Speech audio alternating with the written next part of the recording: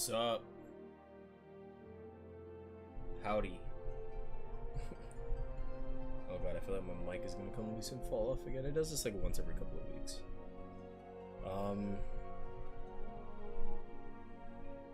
New GPU installed. Ready to play some Endwalker. I was kind of playing early today. Messing around, and 14 is like way more stable frame-wise than it was before. I mean, like, it ran fine. You know, like, the game came out in 2010, and I had a 1080. Like, it was running it fine. But it runs it at, like, smooth at my monitor's refresh rate now, which is really, really nice. And I even turned up some settings that I didn't have on before, so... We'll see what it looks like in, like, content, like in dungeons and raids and stuff. I'm gonna keep effects on. I normally play without battle effects anyway, or, like, party member effects. Not all of them. I play limited, whatever that setting is called.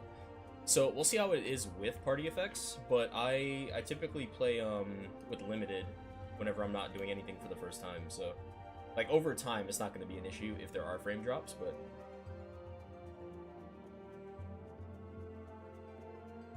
But yeah, I'm excited. I have a half-finished bottle of Sundrop, like a whole last 2 liter. I have a cup though. I'm not gonna be a gremlin, not on camera. But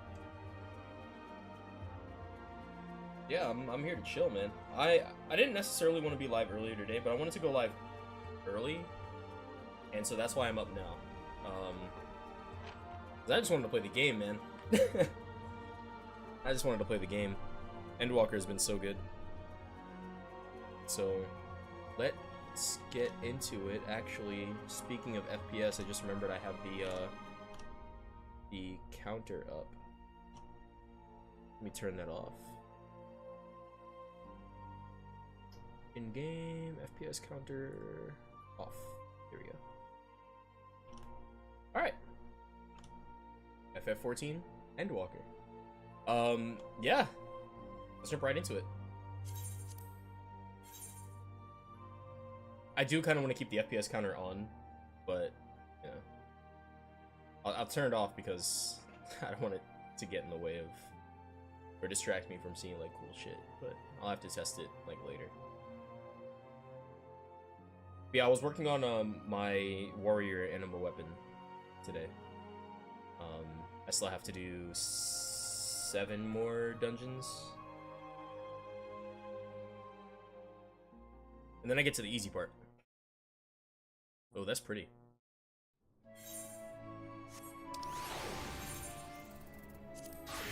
Alright.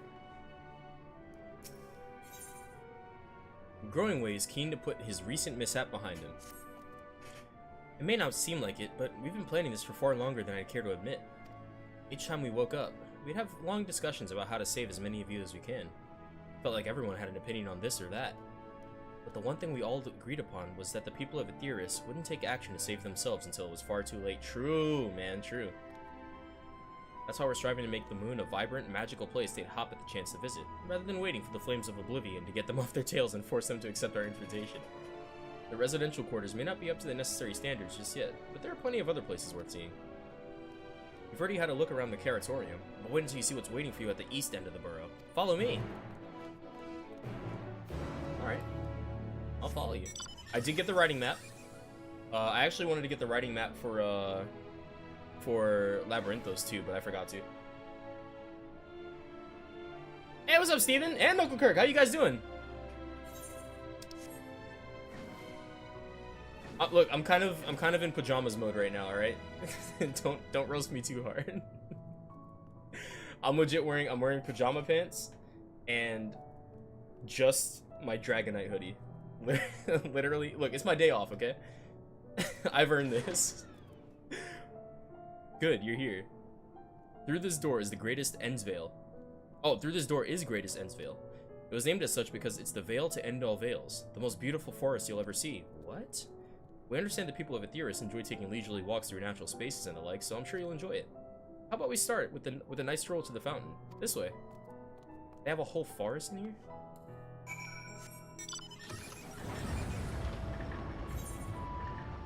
Their fate's in here too.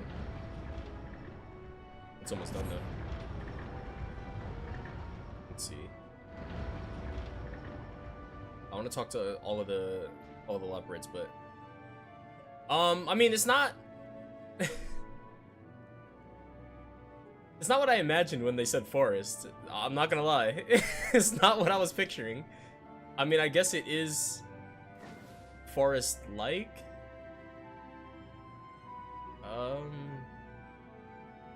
Alright. You know, they tried. Can't fault them for that. Let me see, I haven't been dropping frames, have I? Nope. Everything looks good. Nice.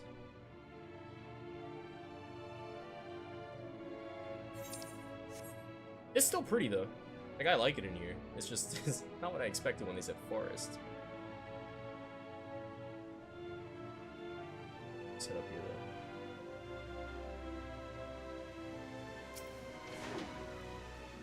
So, what do you think of the forest? Isn't it positively pleasant?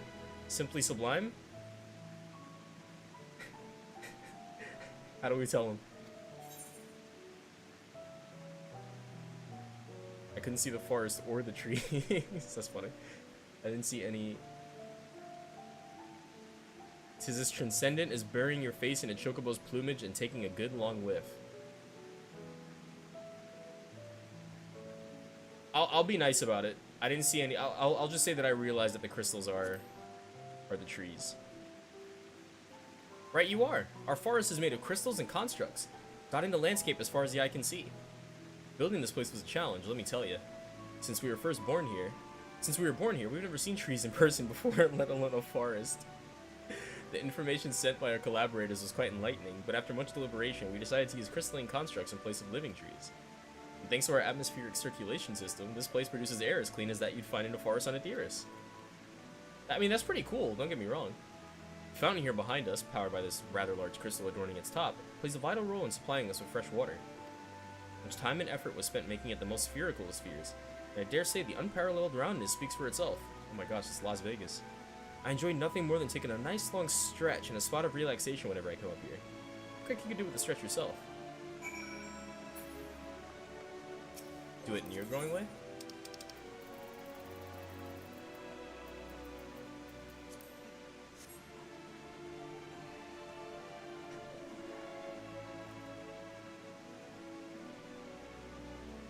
That's the spirit. I feel more relaxed simply watching you. A sight worth the many years spent building this place. If it's not too much to ask, it's always been a dream of mine to take a walk through this forest with someone from Etheirys. Could we maybe... Bro, absolutely, man. You will? Oh, be still, my quivering whiskers. See, now you made it weird.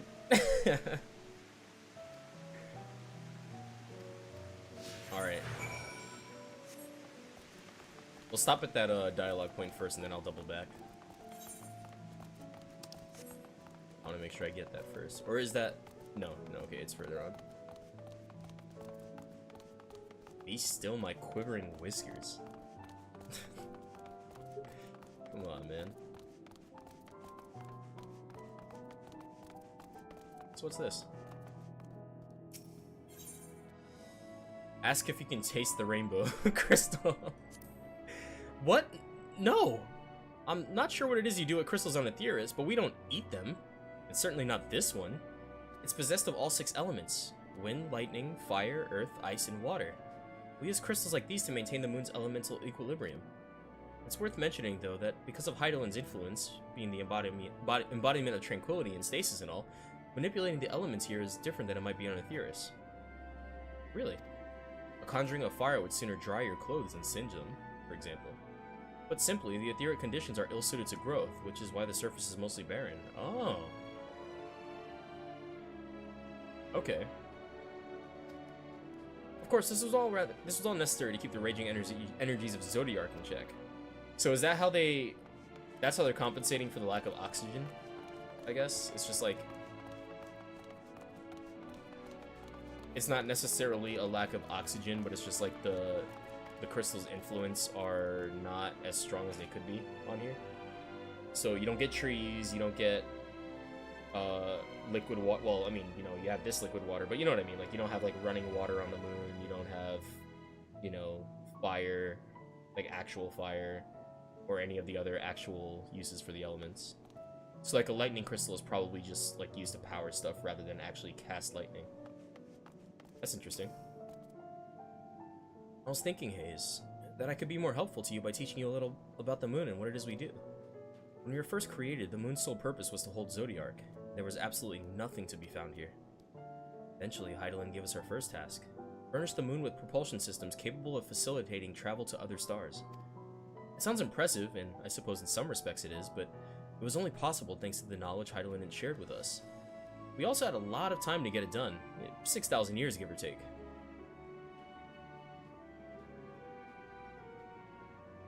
So... 6,000 years? So the final days was only 6,000 years ago?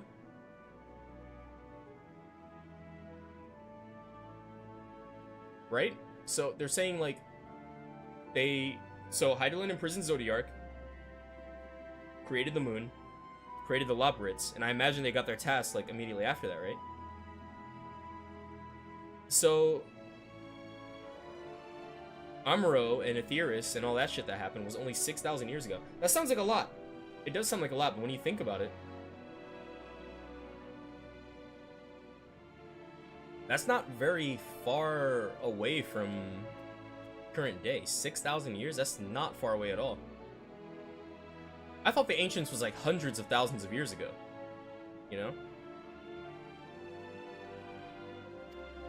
But anyway, let's keep going.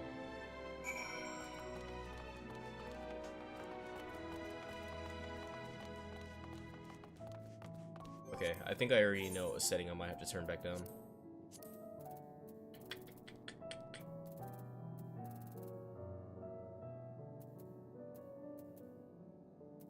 Where is it?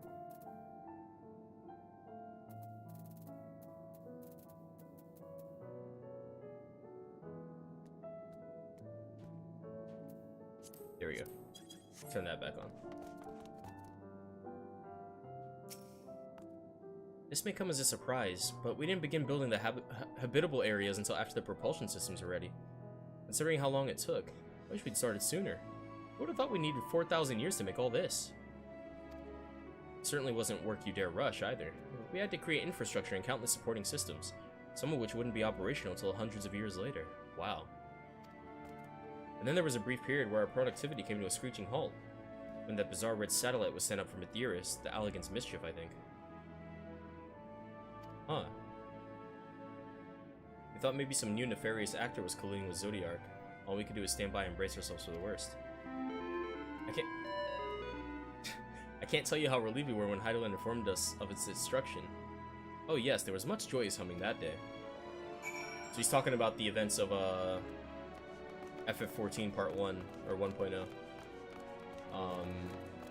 When Dalamud was brought down on the world. And Bahamut, like, terraformed everything. That's crazy. Say, do you notice anything particular about the treetops? I mean, apart from the fact that they're massive crystals and not trees. I'll give you a hint. It's the golden rings emanating from the glowing spheres. Huh, what do those do? Along with the device fixed near the ceiling, they fulfill a role similar to our sun, and do so better even. The sun and similar celestial objects in the great expanse radiate energy that is harmful to your bodies. These rings shield you from that energy while allowing you to bathe in the perfect amount of sunlight. Or rather, a close approximation of it. Pretty impressive, wouldn't you say? Oh, and if you look closely, you'll see different types of trees have ever so slightly different curvature. Yes, indeed, this forest is truly the greatest. It's nice, but they look like water towers, man. Like, we'll get used to it, but I feel like an alien. There's something else I wanted to tell you about. Oh, right. The propulsion systems and habitat facilities were completed around 2,000 years ago, and with that, the most important features were fit for purpose. Huh. Okay. Which was all well and good, except we still knew absolutely nothing about the present-day people of Aetheris. Why not go and visit Aetheris yourself, you might ask? Strictly forbidden. Were technology or knowledge of the moon's true purpose exploited for evil ends, the results could be disastrous. Then there were a few more rejoinings, and it became increasingly difficult to converse with the Heidelin. Fearful we might lose the ability to communicate with her altogether, we beseeched her to find people on Aetheris we could trust to help. Whoa! We were quite fortunate everything worked out as it did. Interesting. Okay, so I guess maybe that's a little bit edited. It's probably not edited, but like it when you think about it. So for our character, right? So this character was not created during 1.0.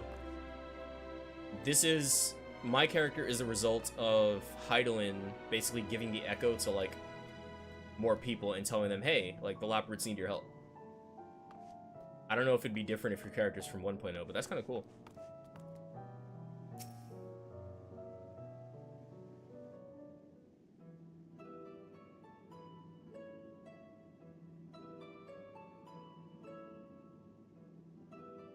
With the exception of routine inspections and maintenance, we remained asleep and waited, hopeful Heidelin would find someone who would help us. Eventually she did, and though her power was waning, we were able to speak to them directly for a short while. Wait, who is it? We shared with them everything we could, including our knowledge of the heavens, and a means to travel here to the moon.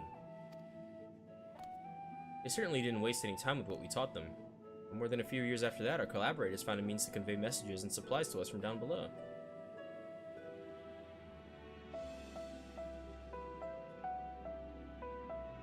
Hear me out. Hear me out. Hear me out. Hear me out. Hear me out. Hear me out. What if the arc technology, okay, 2,000 years ago, remember, that's, if I'm not mistaken, that's around the same time as the 6th. What if the people who created the arcs to escape the flood got that technology from the Labyrinths, or got the information from the Labyrinths? If that happened, that would include the Sharlayans. And what if that's what the Sharlayans are doing at the bottom of Labyrinthos, in that restricted area? What if there are some Labyrinths down there who are helping the Sharlayans, and they're building an arc, and that's the plan they're talking about? Right? That's the thing that nobody can talk about or reveal. What if they're building their own arc with the help of Labyrinths to get the fuck out of there and make it to the moon?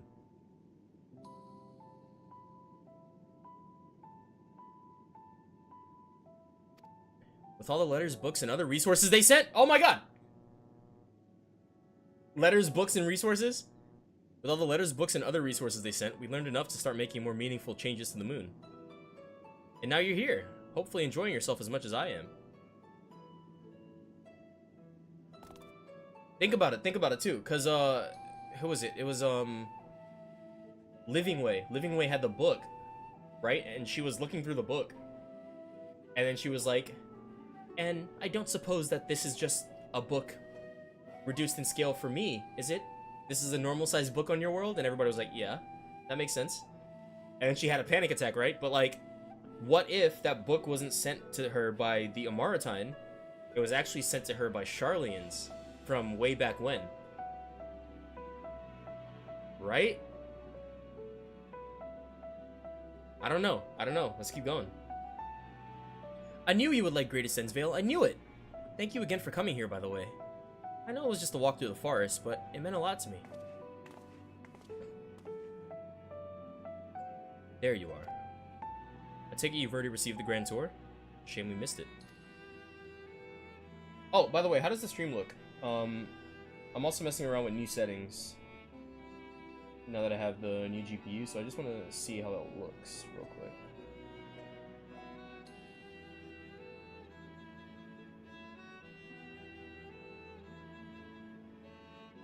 Okay, it looks pretty good on my end. I kind of want to see it in movement.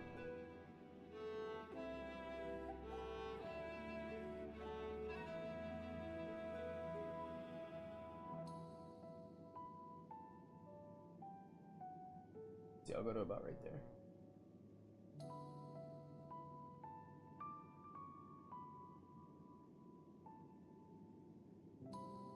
Seems pretty good. Okay.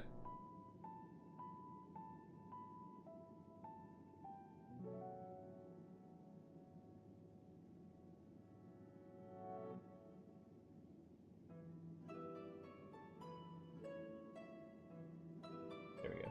That works.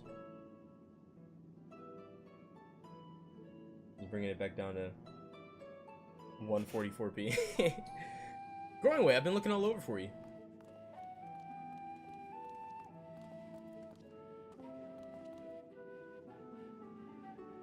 Oh, is this about the teleporter to the residential area? No, never mind that. We have more pressing matters at hand. I'll be calling an emergency meeting shortly, and your attendance is required. Really? I can't imagine why you need me there, but if you insist. We won't be away long, so you all are more than welcome to continue looking around about the borough. Now, come along, Growing Way.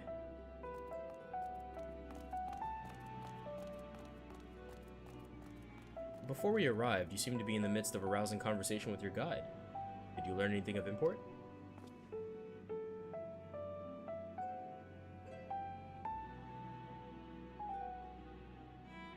They spent 12,000... Oh, 12,000 years. Okay. 12,000 years. Audio's good too? Nice. Okay. Dope. Okay, so they only started building the ship 6,000 years ago. Okay, I was mistaken then. I was mistaken. They spent 12,000 years preparing for this? With the appointed hour fast approaching, I can certainly understand their restlessness, but still. It remains to be seen if the people can be persuaded to evacuate when there are yet no signs of the final days. What's more, the technology of this place defies imagination. I doubt there are many who would readily come to terms with living in such surroundings. Whoever these collaborators are, unless they are possessed of the world's most charming personalities, or a means to forcibly evacuate people, they will meet with a great deal of resistance.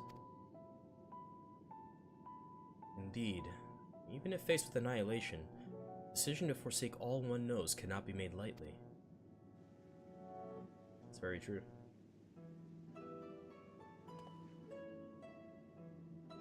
Forgive me, friends, but I must beg your leave. There is another matter which yet begs for mine attention. Of course, we can accompany you if you like. Here we go again, man. Nay, it will not be necessary. If you'll excuse me. I might have to take this hoodie off. I feel like getting hotter.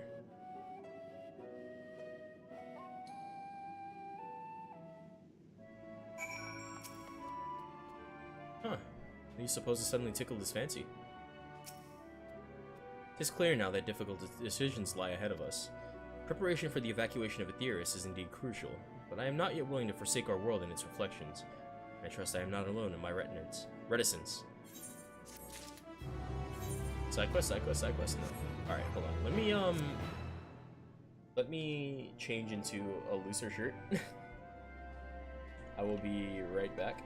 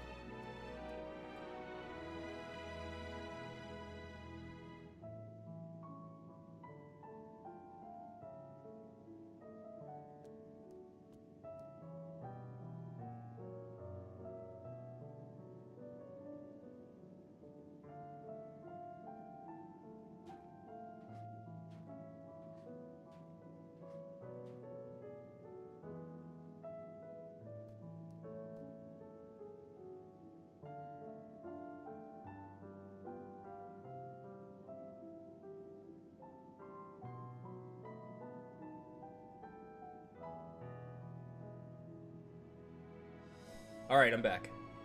Let me know if you hear any buzzing in the mic. I turned on my fan to cool myself off, but if it's too loud or too annoying, I will definitely turn it down. Or off, rather. Back to old tricks. I know! By now, Thanker can tell when his friends are up to something. Did Urianger seem strange to you? Yeah, more so than usual, I mean. I know he has a penchant for keeping his own counsel, but I'd be lying if I said I wasn't worried. Did you go and see if he's alright? If Stola and I will remain here and see what else we can learn about the final days. If you hurry, perhaps you can catch up to him.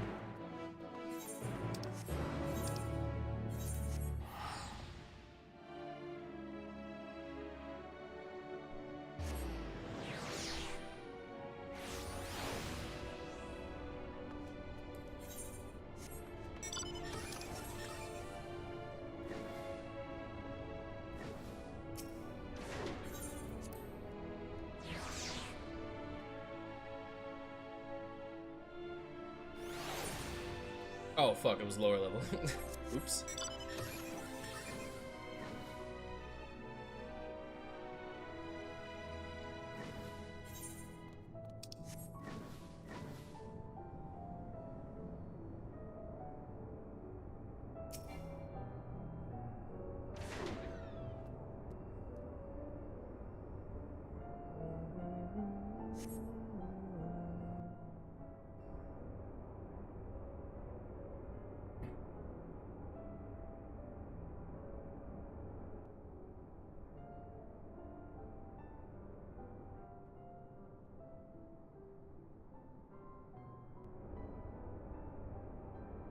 Urianger appears to be heading towards the entrance to the Bestway's Burrow.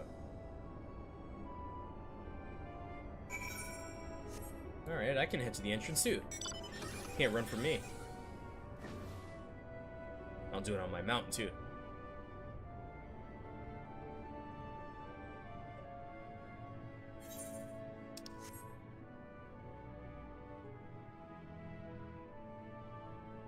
It feels so good to be moving around this area, but like faster.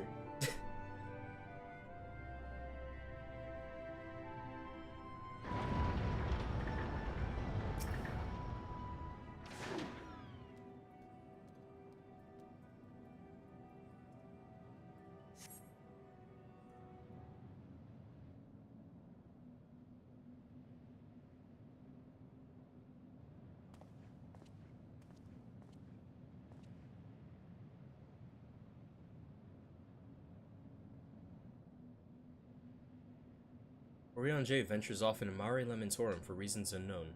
Must tread carefully, else he might sense your presence. Aw shit, more stealth.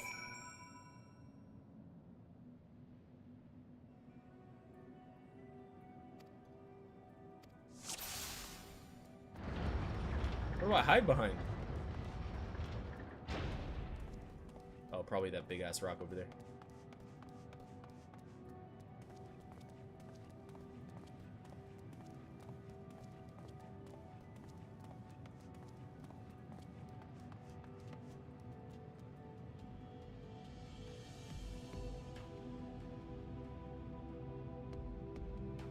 Nah, you didn't hear anything. I'm not even moving.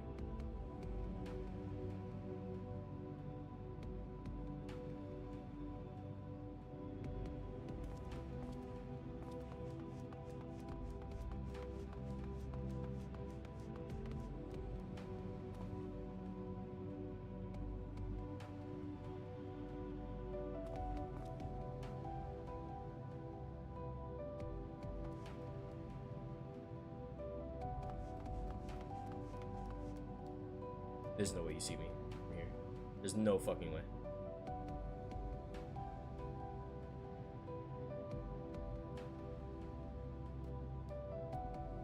Damn, he's breezing!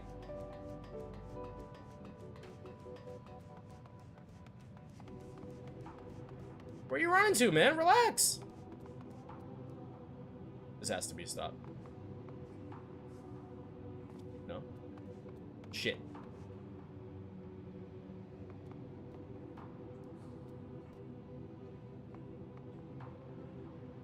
Hey!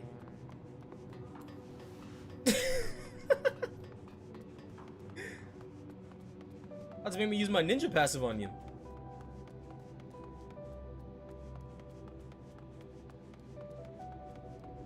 Slow down, bro. Oh shit, where do I hide? Oh, okay. Ryanje really said.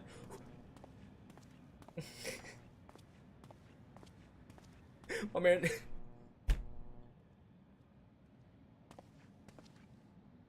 Thine arrival is timely as ever.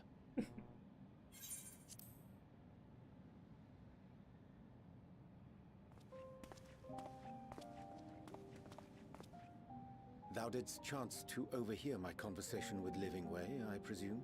Yes.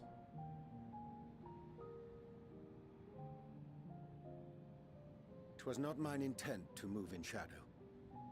Nevertheless, I have been asked to do that and more yet again. Is it so plain that these strangers could intuit it at a glance? My capacity for silence and secrecy and duplicity?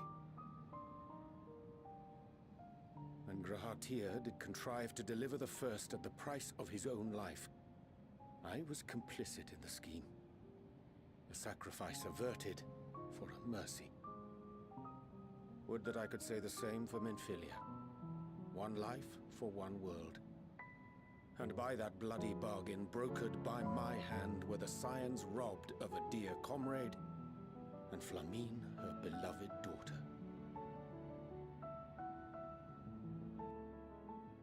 Two souls, whose selflessness was beyond measure, whose resolve was unshakable. They would not be moved even had I thought to protest. But protest I did not. Far from it. I pushed them forward. What is that? No effort did I make to seek out alternatives. Ones that would not demand such terrible costs. That resignation weigheth heavy on my mind, as does the memory of another lost to mine inaction. Dearest Moonbringer, who did face death unflinching, that we might secure a means to bring low the Ascians.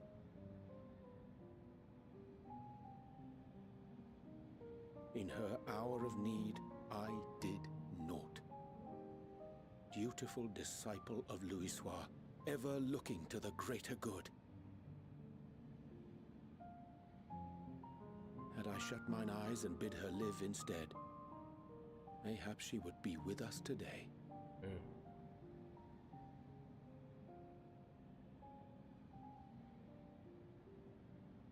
Selfish wants, born of everlasting regrets. Most days I put them from my mind, but could think of naught else when asked to swallow the same bitter draught. Subterfuge and sacrifice. Mayhap the right moral choice, but one I regard with great trepidation.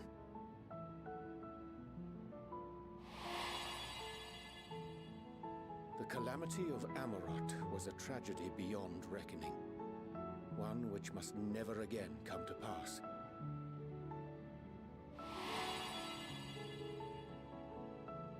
Thus must we struggle, haunted by ghosts of those we have lost, clinging to those we pray we can yet save.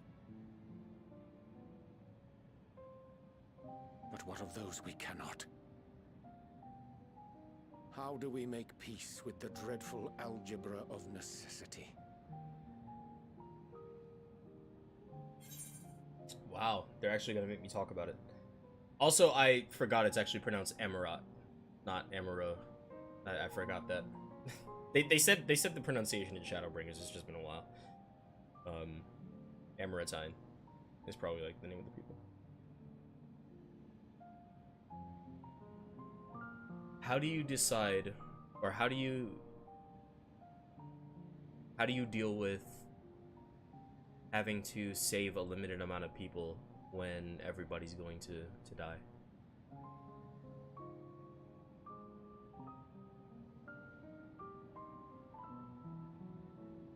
In a situation like that, I wish I could say this is something I've thought about a lot, but I haven't really.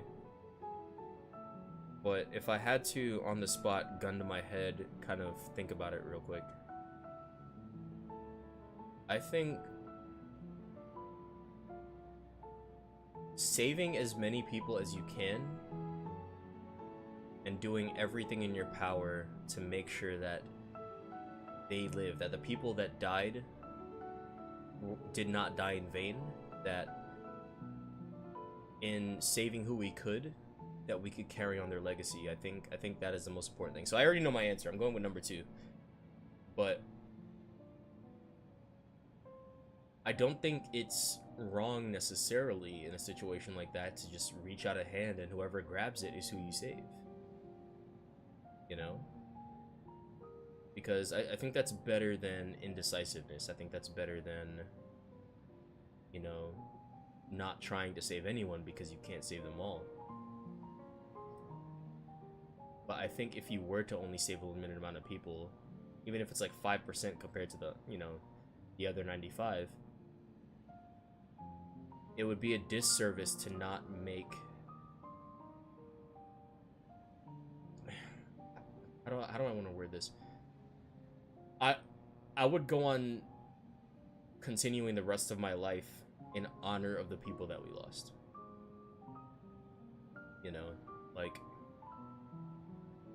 if I had to sacrifice one person to save another, I would make sure that the person I saved lived the best life possible. To justify it. Almost for both of them. So I'm going to go with answer 2.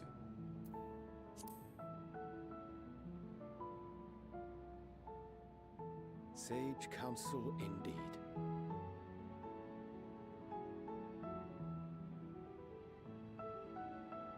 I see. Wisdom as befits a great worm. Curious that he should think thee in need of such encouragement.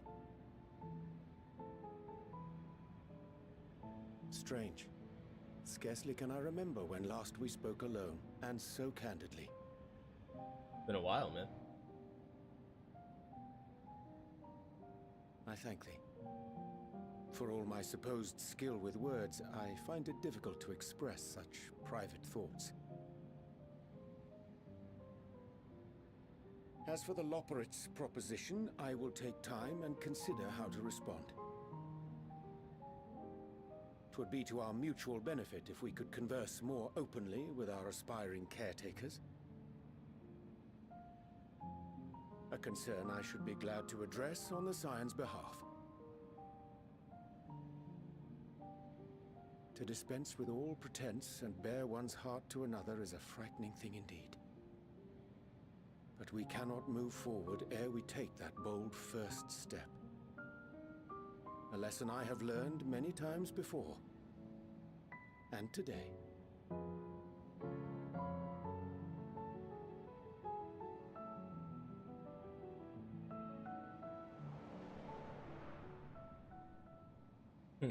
What are they saying?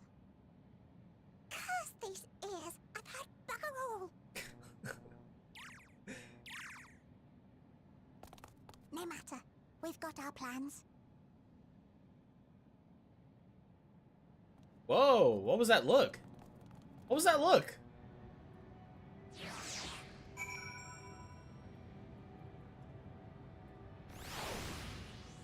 I think there's a hunt train going on right now.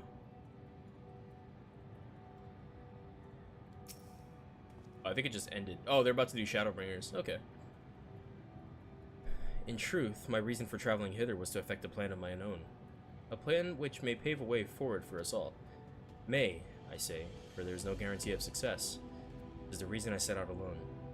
That failure, should it come, would be mine to bear alone. If thou standest before me with proffered hand and open heart, it would be remiss of me to refuse thy amity, and so I ask, wouldst thou join me in mine endeavor? Of course. I thank thee for accompanying me. It is a simple plan, in truth. We should not be long away from Bestway's Borough. Difficult decisions must needs be made in the coming days, but I nevertheless believe we are all of one mind in our desire to save the people of Adiris. To make clear our resolve to the Loporrits, I would offer them a gift. But its making doth require a most singular ingredient. What is that ingredient? You gonna tell me?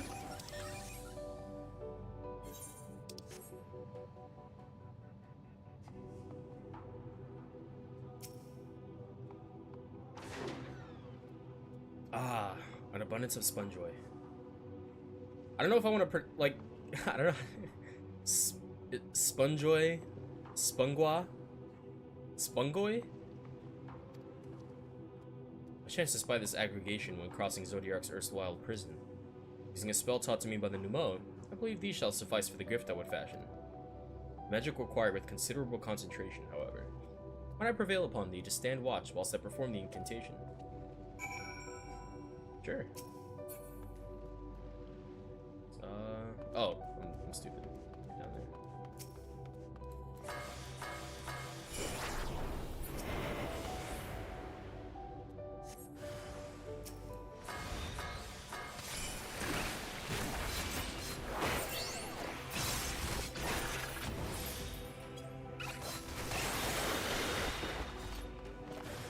Oh, shit.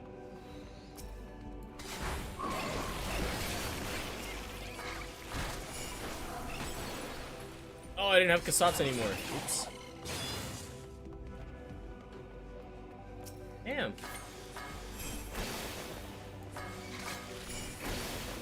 Go away. Okay. Gotta stand watch again. I'm just in a hurry, am I? Let me not rush. Let me just slow down. Surveying the nearby area, you see no signs of potential threats. Whew. This will be a good opportunity to see how Urian J is faring.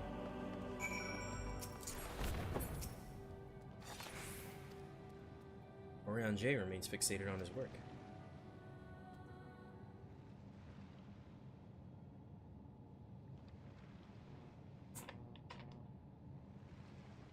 There.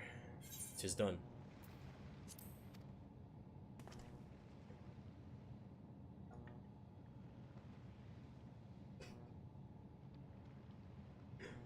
I like Sundrop, okay? Leave me alone. A magicked ink. Every ounce as efficacious as that crafted by the Numo. Rare is the occasion I would conjure mine own, but is nevertheless a most useful skill. The resulting product is, admittedly, possessed of no preternatural properties. The resulting product is admittedly possessed of no preternatural properties, but its hue is one of my own choosing, which I play. Oh my god. Urian J is so hard to read for, man. The resulting product is, admittedly, possessed of no preternatural properties, but its hue is one of mine own choosing, which I pray the Loporrits will appreciate. Haze, Urian J. Thank goodness. I thought you'd been eaten, or had perhaps fallen into a crater. Yeah, okay, buddy. Shola has been looking all over for you, Haze. She says she needs to speak with you about something most urgent. Dire, even. It was also quite clear that she wishes to speak with Haze alone, which means, I'm afraid, you must stay behind, Urian J. But worry not. It just so happens we need your help with an errand. Delivering a package from the Watcher's Palace to Bestway's Burrow. It's quite large and heavy. Perhaps even too heavy for we poor Loporrits, and we would be ever so grateful if you could lend us a hand. How about an extra pair of hands? Yeah? Why wouldn't I help? No, that won't be necessary. Urian J's help should more than suffice. And I'm sure you don't want to risk getting on your Sola's bad side by keeping her waiting. She seems prickly. Now, off with you. Worry not, Haze. I shan't be long.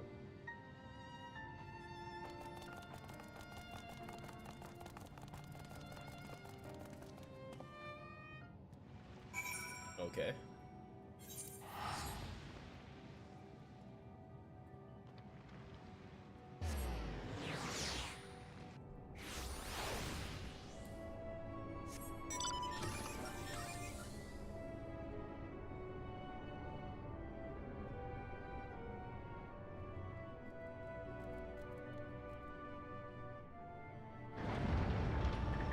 I really didn't trust that look on Livingway's face. Kind of worried now. They're gonna club us over the head and kidnap us? Oh shit.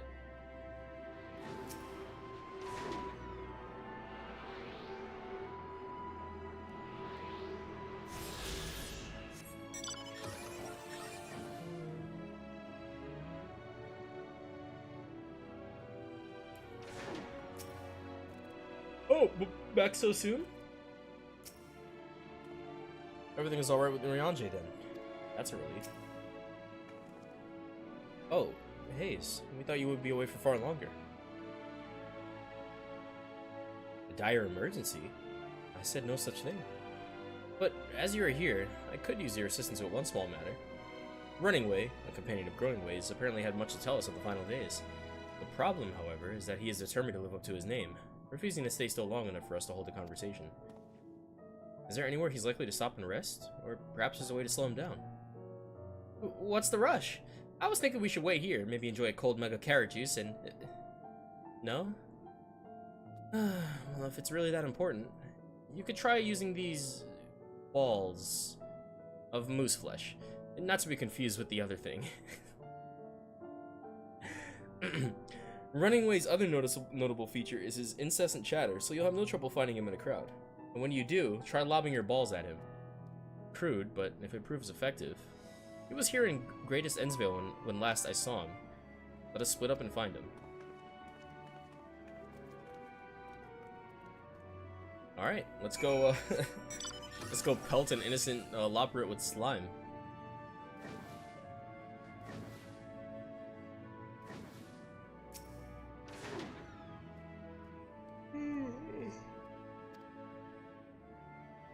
Okay, Running Away runs around and likes to talk.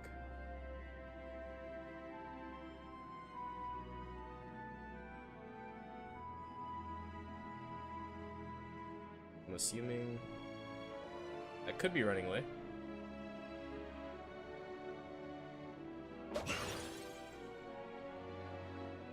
Ow! That's smart! If this was meant to be a joke, it isn't funny. Oh, okay, alright, that was Running Away.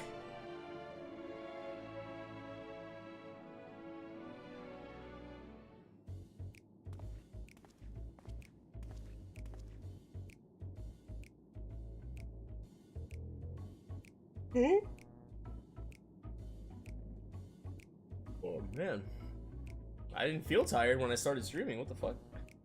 Yes, I'm Running Away. Do you mind explaining why you hit me in the face with your balls of moose flesh?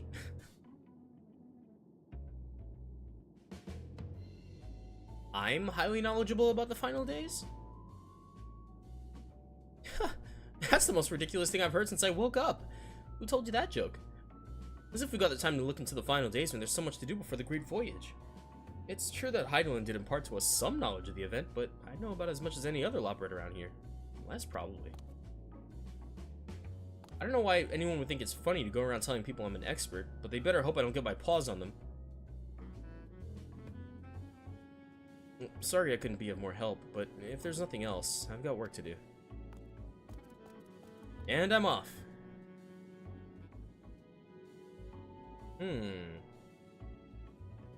I agree.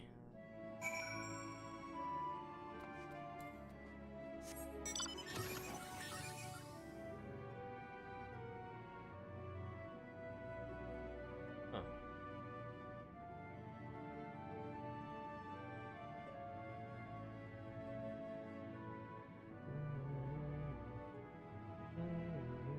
I went way too far.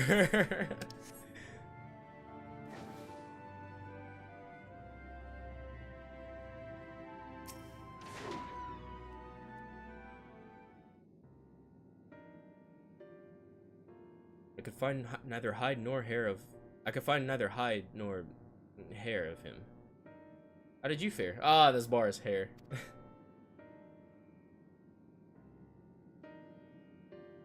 So he knows no more than the others. Care to explain yourself, Growing Way? Well, you see, I misremembered. Yes, that's it. I misremembered. Terribly sorry about that. Afraid I'm drawing a blank, though. Try as I might, I can't remember who I was thinking of. On an unrelated note, what of Urianger?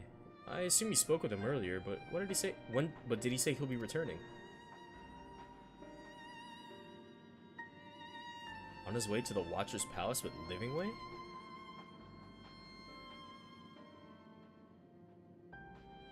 Between Growing Way's sudden lapse of memory and our lack of other leads, maybe our time would be better spent lending Urianger a hand. What? Now hold on a moment. It's all coming back to me. Yes, I remember. The information you're looking for is in the archives. Yes, that's where you'll find all sorts of useful knowledge, including that pertaining to the final days. Okay, well, it'll be here when we get back. So, if you don't mind us, we're just gonna go and look for our friend. God damn it. Growingway is fidgeting with nervous energy, but is it from excitement or worry? Leave my friend alone, man.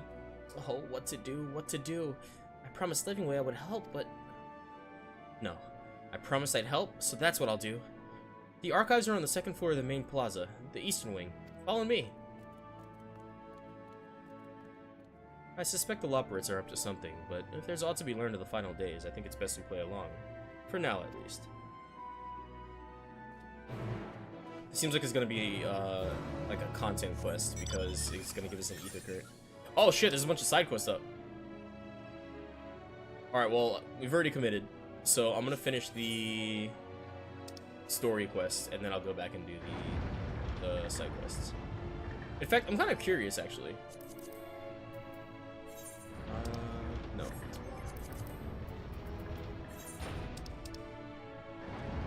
Okay, so I'm almost done with ether currents and Garlemald. I kind of want to unlock flying there if I can. It's just Labyrinthos and Thavnir that I don't think I can do yet, right? And probably Mare Lamentorum until I unlock the rest of it. Like the parts I can't access. Like some of the currents are probably all up in like these areas and stuff. But I have all of Garlemald unlocked, right? I don't see a reason why I can't. I'm actually gonna go for it after whatever this next quest is.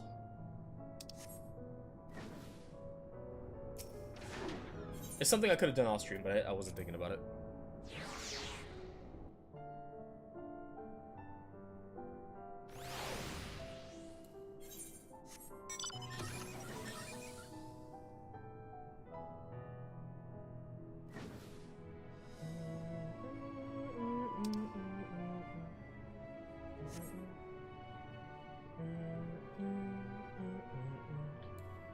Alright, what's going on here? The architecture of this place is impressive, but more than a little confusing to navigate. Is it too much to ask for clearly marked exits, or a map perhaps? What other knowledge do you suppose we can glean from their archives? Apparently knowledge on the Elegant.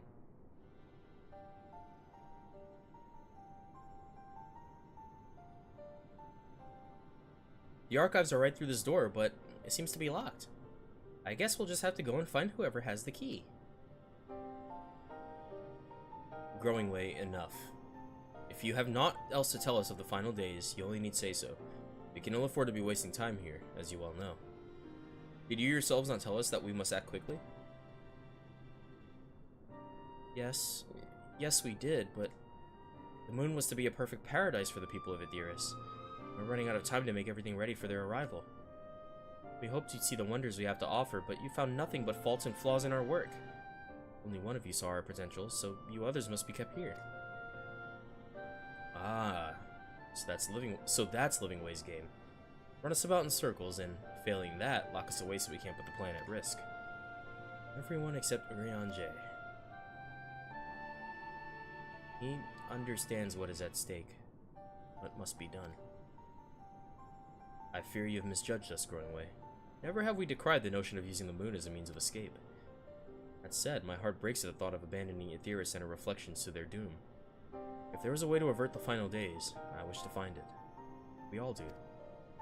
We may fail, but our efforts would never be at the expense of your plans. But why would you take that risk? There's no room for ifs and maybes now. The people of Etheirys will escape here to the moon. They'll be safe, and we'll finally get to see all their happy, smiling faces. I'm sorry, but we can't let you leave. We just can't. Did we say we wanted to leave? Who said that?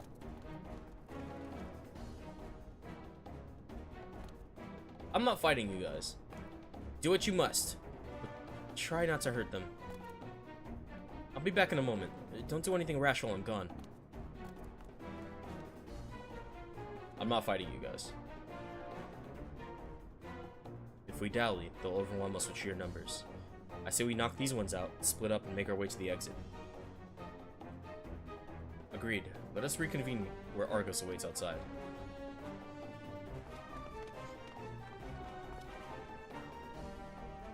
I don't want to hurt them.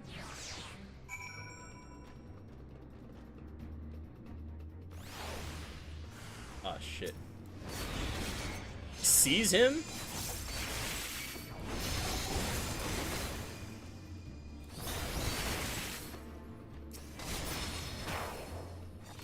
Man. Alright.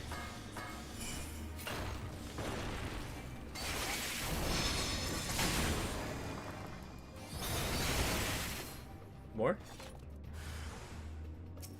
Growing Way returns to stop you. I'm sorry, Growing Way. Do I have to fight them?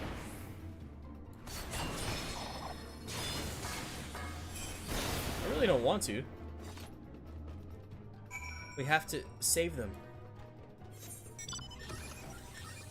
That felt wrong. I'm not gonna lie. I'll grab this ether current. That did not feel right.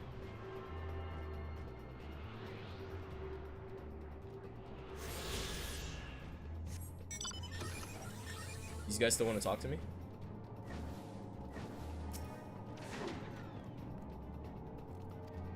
Okay, you're the... who are you? Okay.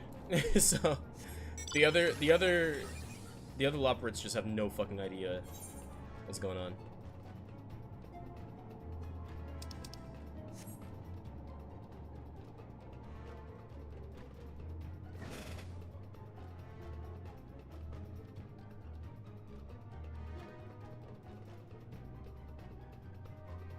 I like this music though.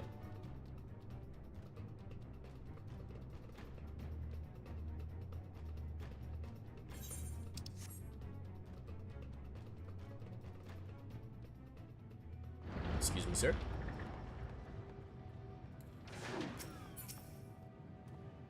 There you are. Didn't rep them up too badly, did you? No. Good. You're here. You must hurry to the Watcher's Palace and find Urianger. I don't think a single one of us said we didn't want to stay here. We just said, like, hey, look, we don't eat carrots exclusively.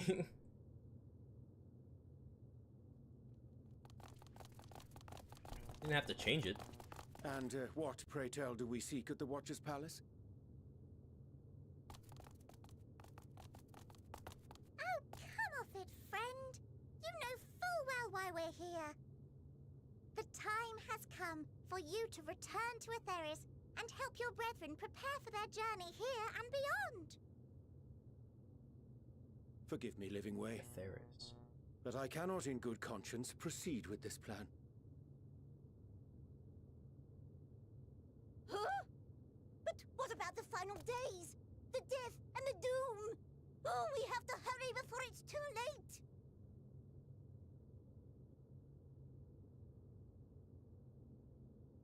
Your unflagging commitment to your duty is endearing, to say the least.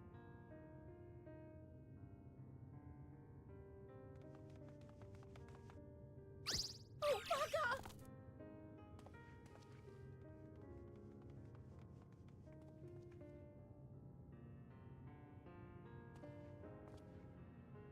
Be at ease. They bear you no grudge, nor do I. How could we, having come to understand your purpose? For millennia, you and yours worked tirelessly towards the singular purpose of this heavenly vessel's construction. An arduous feat by any measure. It is clear you have spared no effort. Why, your very names are a testament to your dedication.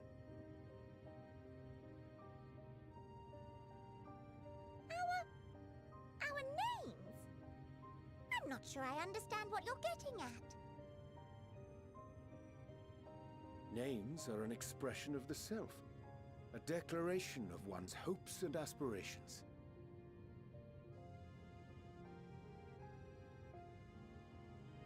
Your use of contemporary, uncomplicated nomenclature doth ensure clarity of purpose. There can be no doubt that your love for the people of Aetheris is boundless and pure.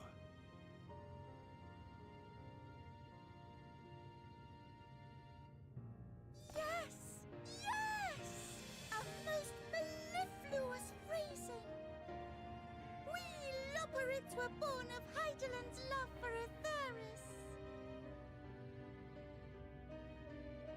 That shining, shimmering blue jewel, brightest star in the sky, brimming with life and possibilities. For as long as I can remember, I've toiled in anticipation of the day when this vessel might be needed. All I've ever wanted was to meet those she cherished so dearly, to serve and serve well. That goes for all of us, don't you see? So help us. Help us help them. Lead them here where we can keep them safe. If there's anything wrong with what we've built, we'll fix it. We'll make it right.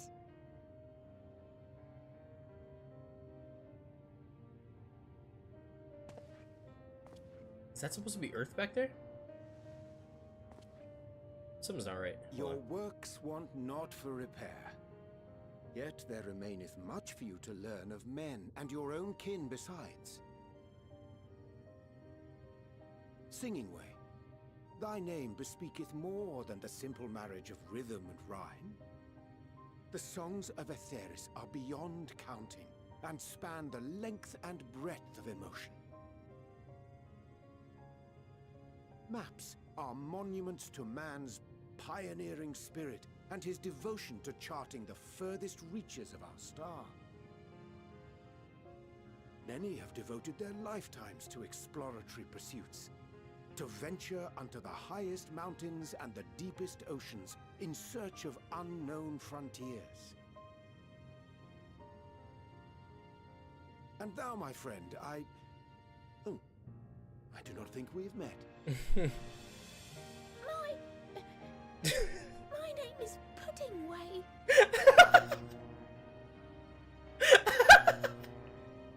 Puddingway? Yes, indeed. A name of deep and abiding significance, I'm sure. But one perhaps better communicated through delicious deeds than tasteless words. A judicious application of fey magics at a later juncture may be appropriate.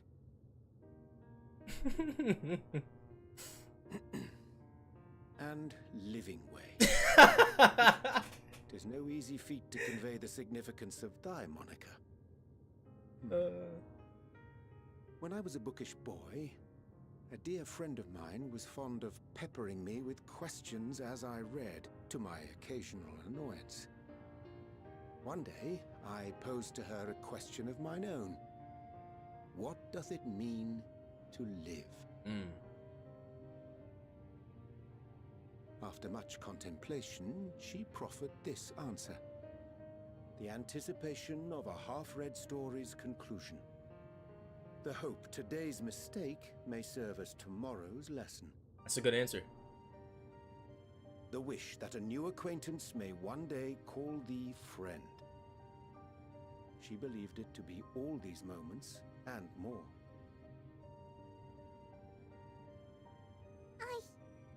I want to understand, but... I, too, still labor to find mine own answer. 'Twould be my pleasure to assist you and yours in embarking on a journey of self-discovery and enlightenment.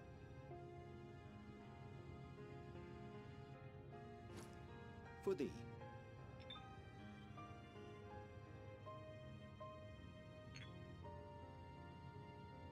Ink as blue as the waters of Aetheris.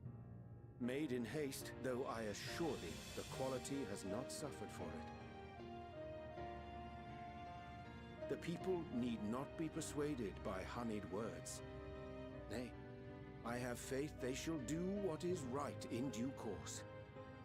Until they do, I beg your patience, friends. And with that ink, let us fill the empty pages of Livingway's compendium. An open exchange of ideas will surely afford you all a better understanding of modern man, and with it, ideas for improvements and renovations.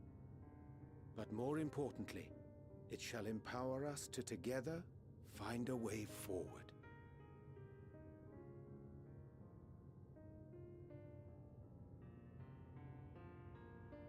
I hope you're right. Thank you for this lovely gift.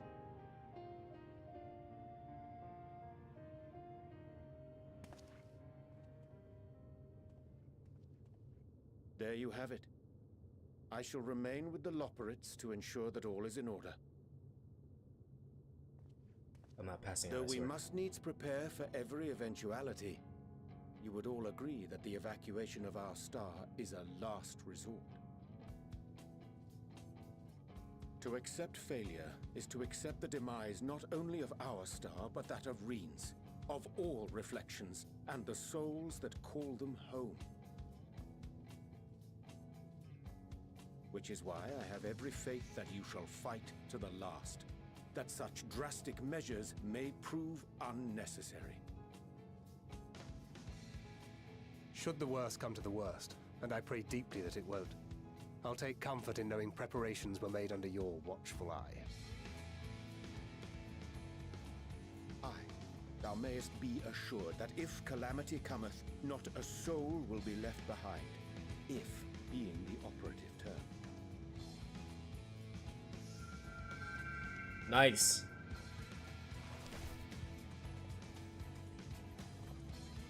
Look at our character development flower.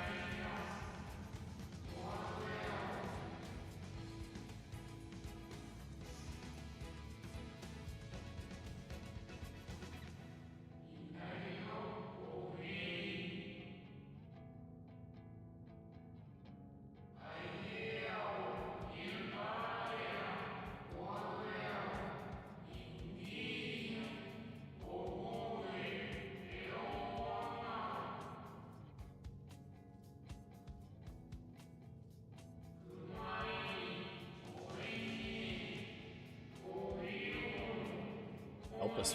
The flower?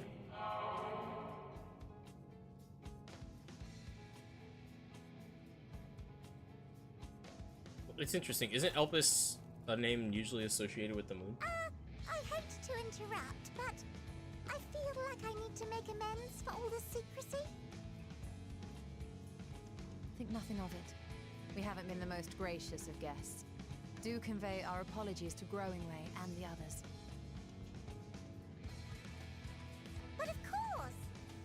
And when next we welcome more guests from Atheris, we'll have learned to be much more hospitable hosts. Oh, and circling back to the matter of inappropriate secrecy, we ought to discuss our benefactors. Yes. Yes. Agreed. The Charlayan Forum, yes? Okay. Alright, so I was right. What? How did you know? The more I heard, the more obvious it became. The Forum's aims align closely with those of your anonymous patrons. A telling coincidence would be an understatement. Though had we not taken it upon ourselves to peruse certain restricted tones in Labyrinthos, we might still be unaware of their plans. But let us continue this discussion upon our return. I dare say we have kept Alphino and the others waiting long enough.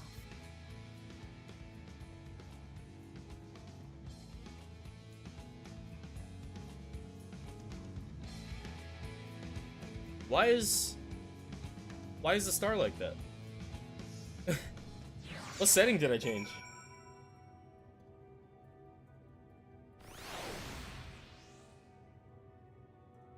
Right? Okay, so that is the star. Hold on. Let me see if I can fix that.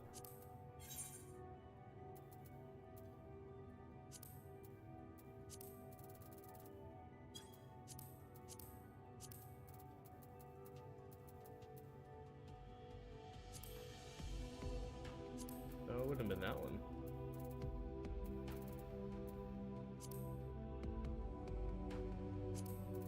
I don't think it was that. It would be that one either.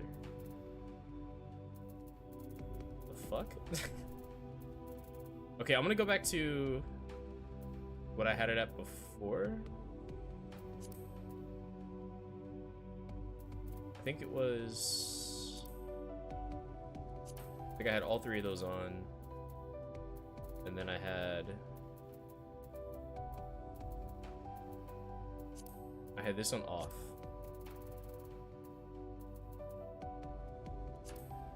And I think the fuck? Is this supposed to be like that? Is something happening right now? I'm kind of weirded out, actually.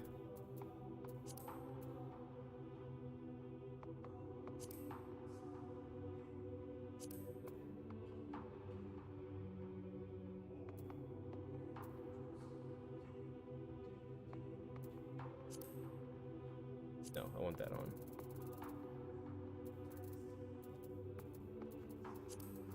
I want that back on. I'm kind of worried. I don't think I changed anything else.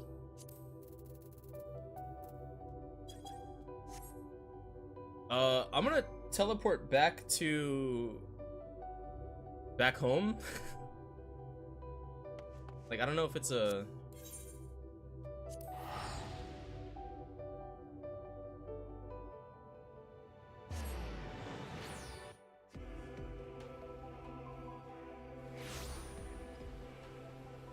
I mean, is it just because it's night here? Maybe that's why.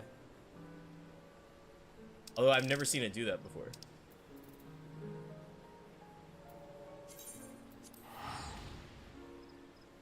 It could just be because it's night, right?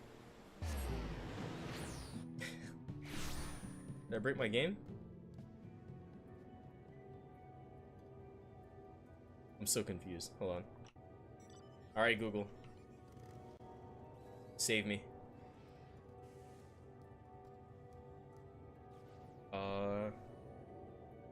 FF14. Planet is black while on the moon. Okay. So it is a day-night cycle. Okay. Okay. I was so creeped out. I was like, what? Why are they like panning towards it and then just showing like a missing texture? Okay. The only thing it's missing is like a purple and black checkerboard.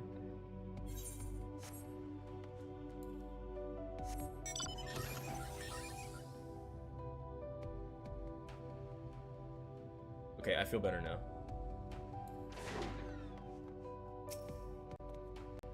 Hold on.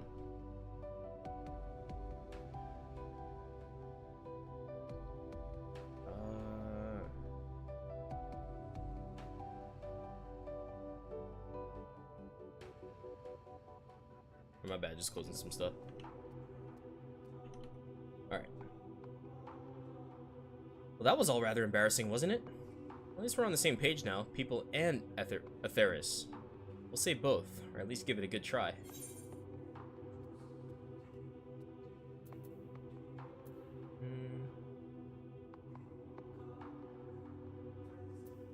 It's all growing way. I look forward to our next walk together. I like the lure. I will. I'm sure he'll be glad to hear it.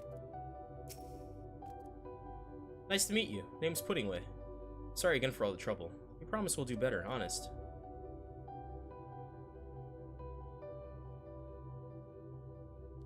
Okay, it's just like that. I was looking at each solar shadow. The others will be so happy to hear Urian J is going to stay and teach us all about Atheris. I'll have to be careful not to get too distracted by his lessons. Still maintenance to carry out after all. A declaration of hopes and aspirations. I hadn't thought of it that way before. Loppers may be in good hands now, but that doesn't change the fact that their plan is a last resort I'd rather not employ. Let's see it doesn't come to that. The first, and all the other reflections. Loppers think so highly of the people of Atheris, yet it seems this evacuation plan is the only way they know to express their adoration. If we had been more clear in our intentions from the start, mayhap we could have avoided this wrinkle. Something to keep in mind in the future. I chanced to spy you crossing the chasm, and I feared something was amiss. But all is well. And more importantly, I've been given the opportunity to behold a wonderful sight. Keep the Elpis close. Keep the Elpis close, and its light will be your guide. Ah. Well, it's not as if we've been waiting 12,000 years to meet the people of Aetheris. Oh, wait, we have. But that's neither here nor there. Under Uriandra's tutelage, we'll strive to become more hospitable hosts and see that the moon is fully equipped to meet the needs of its potential passengers. It was a relief to see Livingway. 'Twas a relief to see Livingway was pleased with my gift of ink. To serve, and serve well. Though their knowledge may be lacking, their boundless love is a blessing without peer. It will be no easy task to prepare them for what must needs be done, but gladly do I embrace this duty, even if it doth necessitate that we part ways for a time. Forgive me my absence, but I have the utmost faith in you, in all our fellow scions.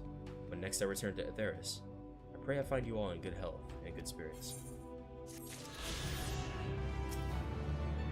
There's little I can do to help stop the final days, but should you need to traverse the stars, look no further.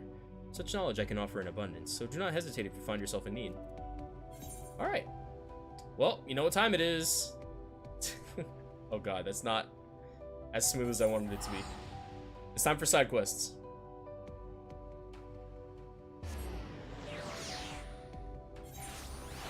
Those two blues might be the cinematic ones.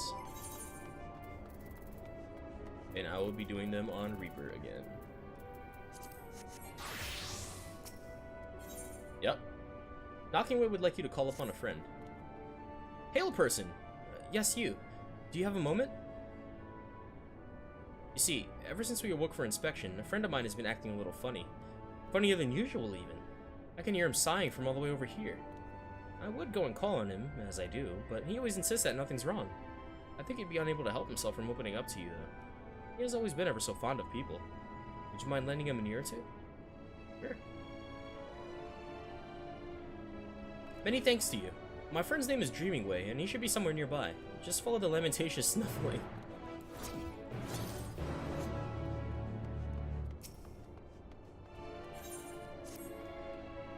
Pardon me, can you spare a moment? A friend and I plan to go and meet you shortly after we woke from hibernation, you see, but they're the excitable sort, and, well, after much shouting and hopping, they somehow ran themselves straight into a wall. They're yet to awake. On one paw, I understand their enthusiasm. They were all ecstatic that our very first visitors had arrived from Aetheris.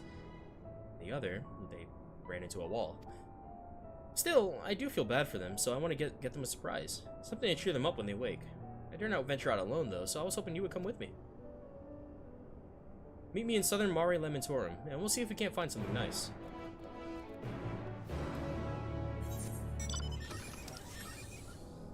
I'm just gonna do what I do in like a counterclockwise motion. What's up, Dreamingway?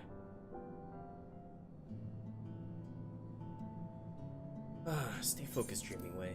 Sure, you're no working way, but... oh my! You're not elaborate. Am I dreaming? Is the day finally here? Am I truly talking with a visitor from Aetheris? Whatever can I help you with, kind sir? One of your friends asked me to check in on you.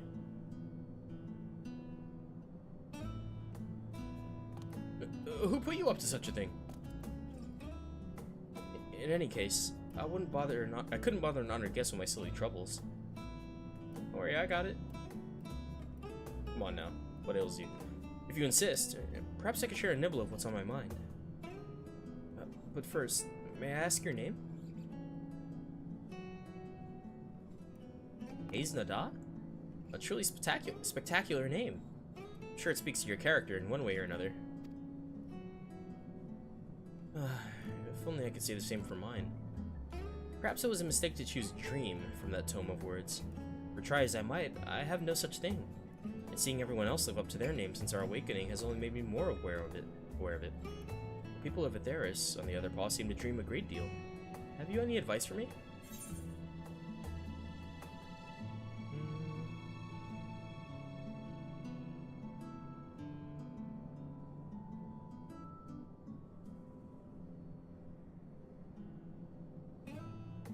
Focus on what you love to do.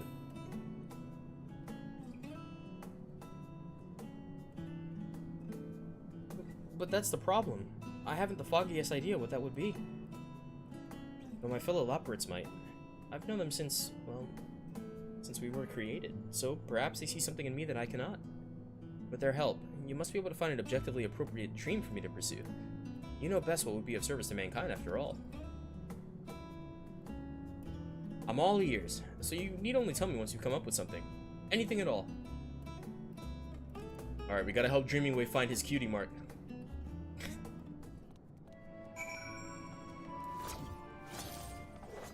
I'm gonna hide the, there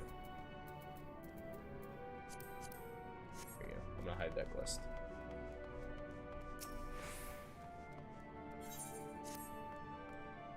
Ah, there you are. Do you have a moment? While going over the resources sent by our collaborators, I stumbled upon a rather curious morsel of information that wants for verification. Is it true that you recruit crafting materials from other living creatures, and thereafter use them to craft without using creation magics? Yeah. Incredible! I'd like to try my hand at it, but first I'll require materials to craft with. Considering what resources are here in Mare Lamentorum, I thought a Daphnia would be the perfect specimen to harvest material from. The plane just flew red. But I am hardly a hunter. But that's where you come in. Being Heidelin's champion and all, I have no doubt you can handle a Daphnia or two. Might I trouble you to bring one back for study? I got it. Wonderful. The Daphnia inhabit the area around Lovingway's Darlings. If you're looking for a place to start, happy hunting. Lovingway's Darlings. I'll get all the ones in here first.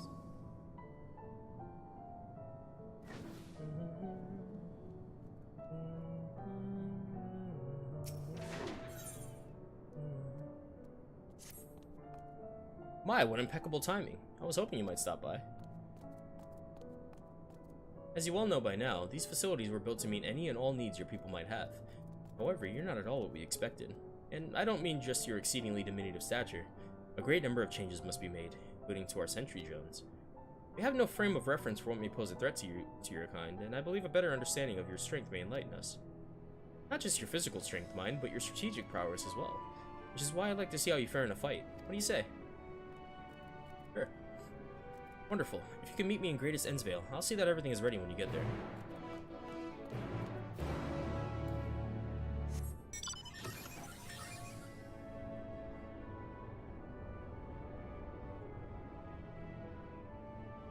Hello, Mr. Sprightly.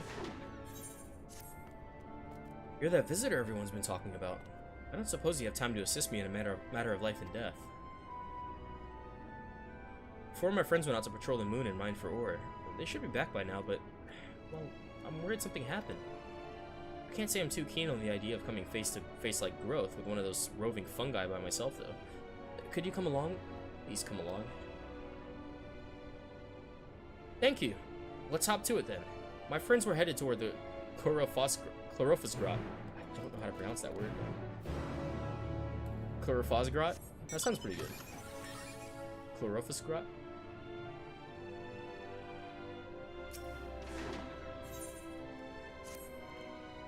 Oh, excuse me. You're the visitor from Atheris, right? If it's alright, I'd like to have a word with you. In private. It's... well, I can't talk about it here.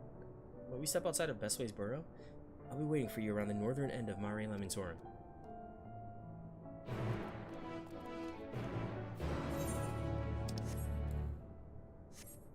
Good for a blue mage for T13. See, that actually sounds really fun. I genuinely, by the way, I can't wait to do blue mage because I can't wait to raid on blue mage, man. It's probably so fucking fun. The Bruce Loporrit has a mind to do something dangerous and has clearly heard of your proclivity for recklessness. I hear you have a penchant for excitement and adventure. Is that correct? Then I assume in your travels you have doubtless heard of tales of the Alligans.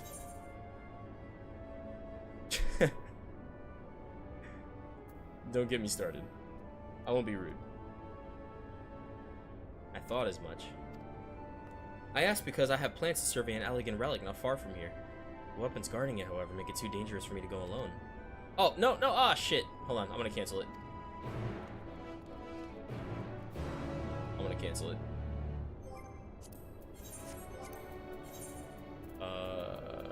Shit, what was the name of the quest? This one? Yeah.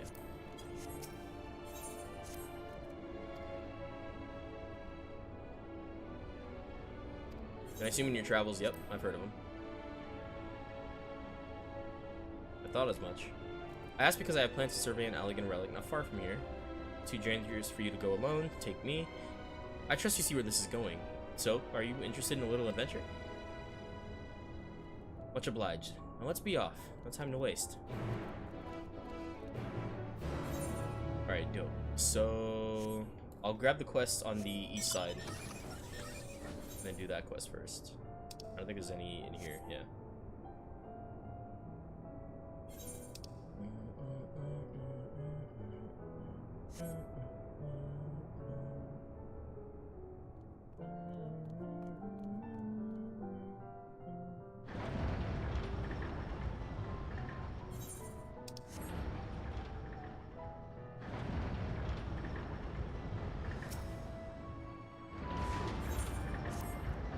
Just the person I was hoping to see.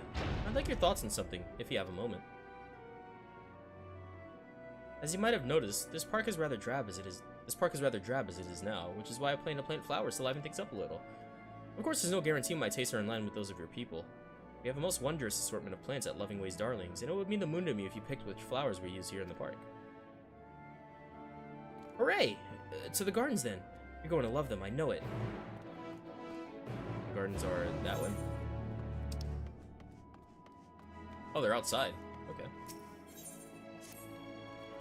Oh dear. Oh my, oh dear. This is terrible. Thank goodness you're here. There's a strange sound coming from the waterway. I think there might be something wrong with the water regulation system. What if the water starts to flow backwards? Or worse? Everything must be inspected from top to bottom. But time is of the essence, and I can't possibly hope to do it all on my own. Not as quickly as I'd like, at any rate. Please say you will help. You know, it's funny. There is a spot in 14 where the water flows backwards. Oh, thank goodness. Look for the water towers to the north, and you'll find the regulators. If you can take care of that, I will see to the rest. You can reconvene here when you finish. It's not impossible. It's definitely not impossible, and it is due to some etheric bullshit, so who knows?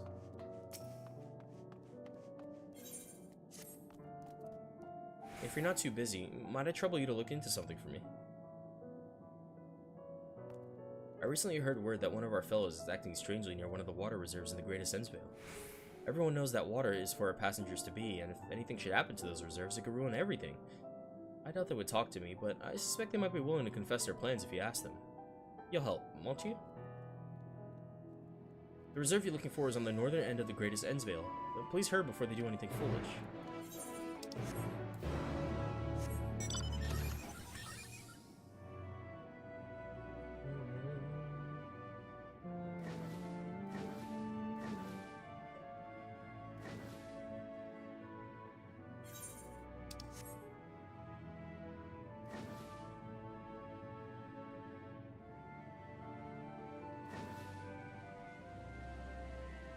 This is pretty. What? Who are you? What's the matter?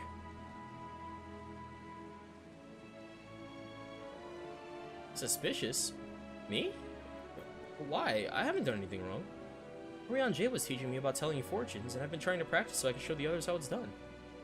In fact, I even made my own carrot cards. They're not quite as fancy as Orion J's. I tried using them to see what good fortune will come to the people of Atheris when they visit the moon, but maybe I did it wrong, but the cards had nothing good to say. I got the complete opposite. So I thought I'd try again after purifying myself in the water here. Oh my god, what does that happen? Okay, here's what I'm gonna do. I'm going to rewind it on my stream preview. I'm gonna try and pause it as soon as that happens. And then I'll read it like that, so I don't have to like restart the whole damn quest.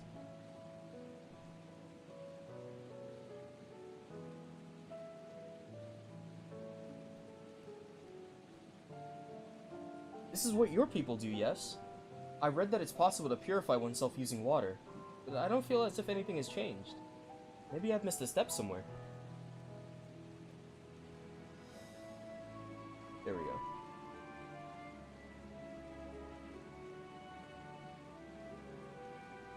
Alright, saved. Oh, could you draw the water for me? Coming from Heideland's Chosen, I'm sure it'd be the most purifyingest water ever. All you have to do is fill this empty bottle with water and pour it on me. Please, the outcome of my carrot card reading is in your hands. Okay, buddy.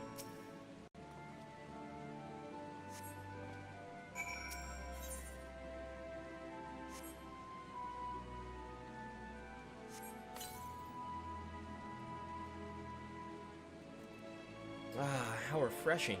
I feel like a brand new labyrinth. Already I can feel my spirit overflowing with good fortune. Time to have another look at those carrot cards and see what awaits the people of Aetheris. Alright, well, now to contaminate the water ourselves.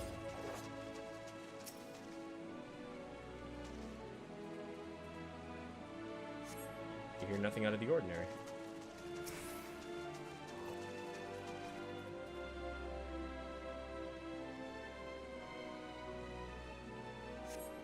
You hear nothing out of the ordinary. There's another one up there.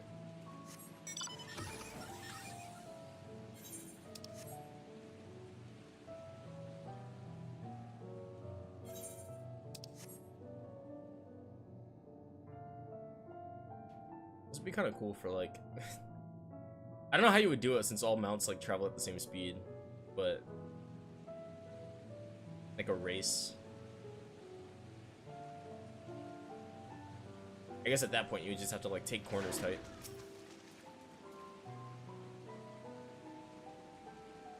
But, okay, I'm just thinking, you know, like, and we already have chocobo racing. I guess we don't need it. You hear an odd bubbling murmur. This machine appears to be malfunctioning. Okay, I like this area, all right. I want more to do in it. This is a beautiful area.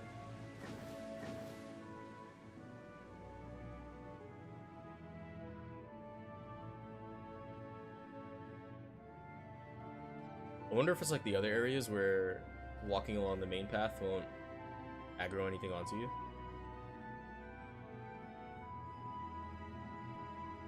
Let's see. Nope.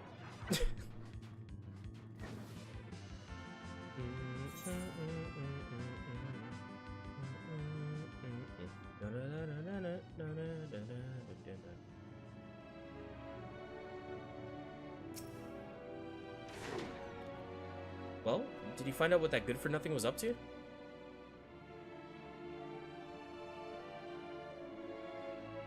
Oh, really? Well, that's actually quite admirable, making such efforts to understand the culture of Aetheris. That said, I'm not sure one is meant to redraw cards until they find a desired result. Oh, that said, I'm not sure one is meant to redraw cards until they find a desired result. Or perhaps I misheard how fortune-telling is meant to work. Maybe I should go and talk to them about that. Then again, there's been no harm done, and they mean well. Perhaps I'll discuss the finer points of card reading with them another day. Thank you for looking into this. No problem, man.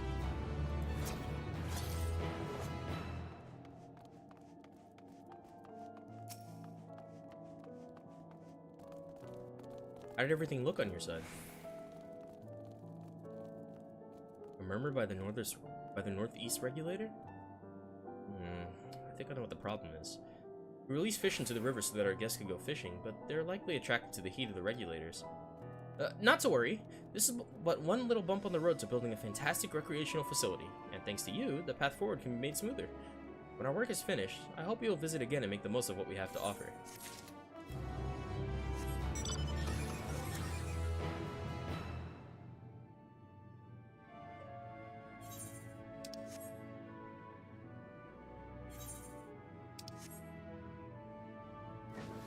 You know, at least they tried to make them look like trees.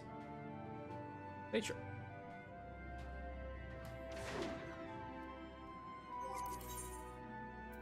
I have to know. Damn it. Imagine though, I wonder if it's like, maybe it's like Lalithel can sit in there, but I can't. I can't sit in that one either. Ah, shit. Alright, here we go.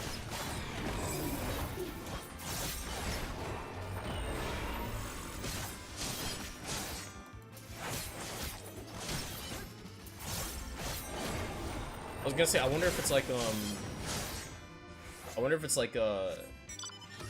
in Kaluja, next to the, oh god, what's the name of the, it's one of the teleports. Tamra. In Tamra, only Lalafell can actually enter the houses. So I wonder if only Lalafell can sit on those chairs. Let's get started, shall we? Activating Terminal 1. Begin data acquisition.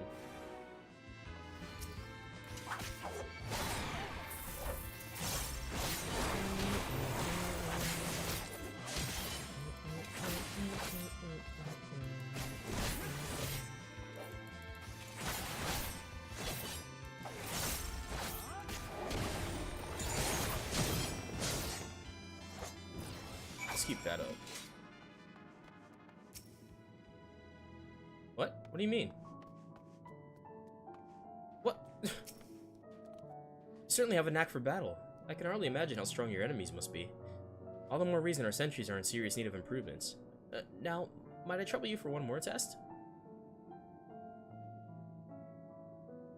That's the spirit. I can't imagine you'll have much trouble after seeing that first display. One can never have too much data. Let's try one of our drones from Terminal 2. Might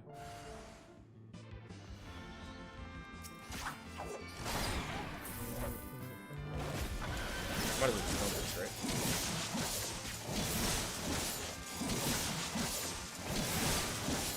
Start building it back.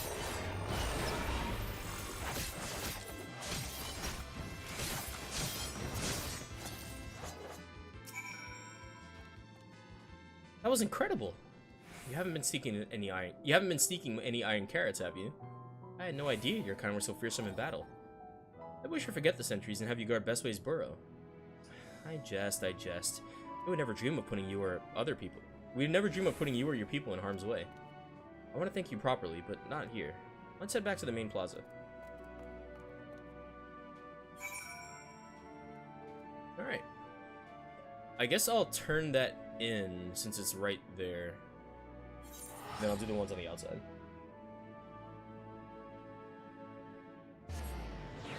Normally I would like to do them all and then turn them all in at the same time, but...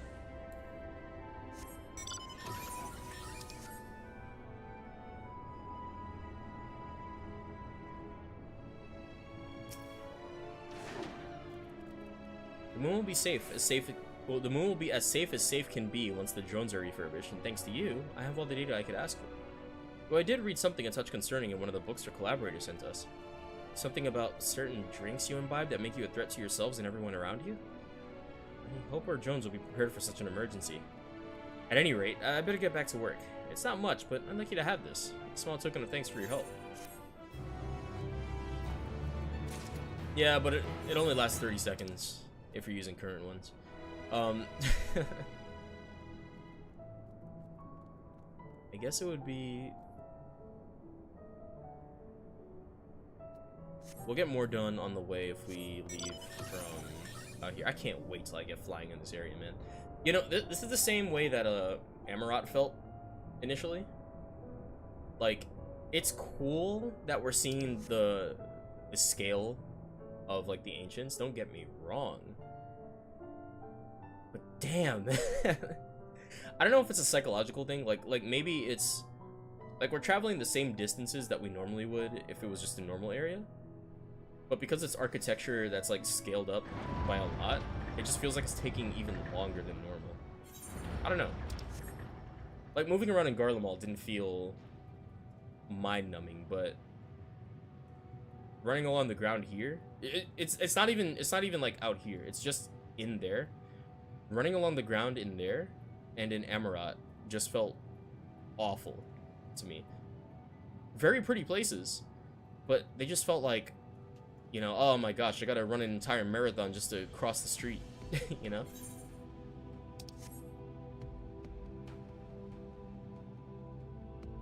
Thematically, though, it is very cool, and I think it's actually really sick.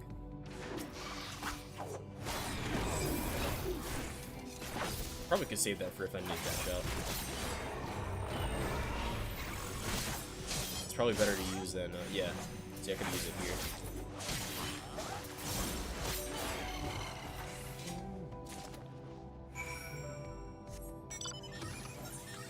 Yeah, it's probably better to use that button when dashing out of an AoE instead of using the shitty little projectile.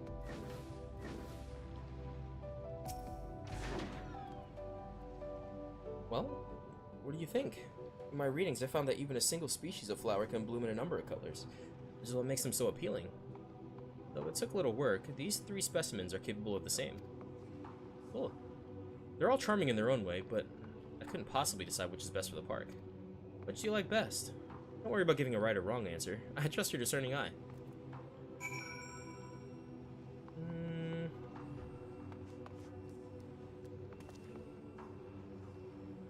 Jesus, what the fuck are these? These alien eggs? Is the chest burster about to come out of this shit? These look like they're balding. That's a damn shame. I'm gonna go with the springy flower. Oh, I like these too. They're sure to make an impression with park visitors. Fine choice. Now let's take a few back to the park, shall we?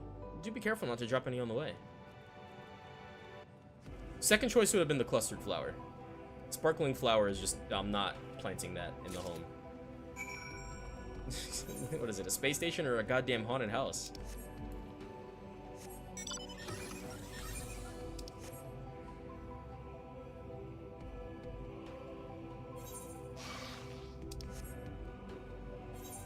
Let's head over and do this quest, and then I think I gotta talk to Argos to hit the other ones, I think. Oh, nope, there's a bridge over there, I think.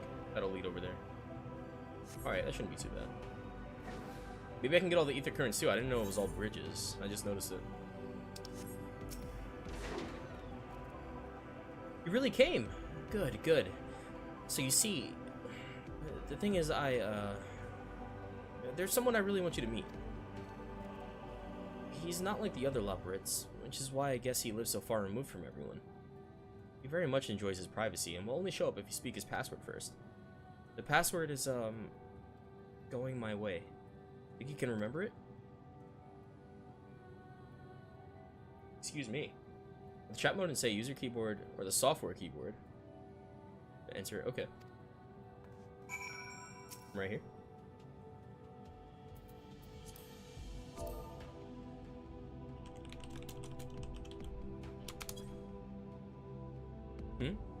His thunderous footfalls and sonorous tone aren't at all like a labyrinth.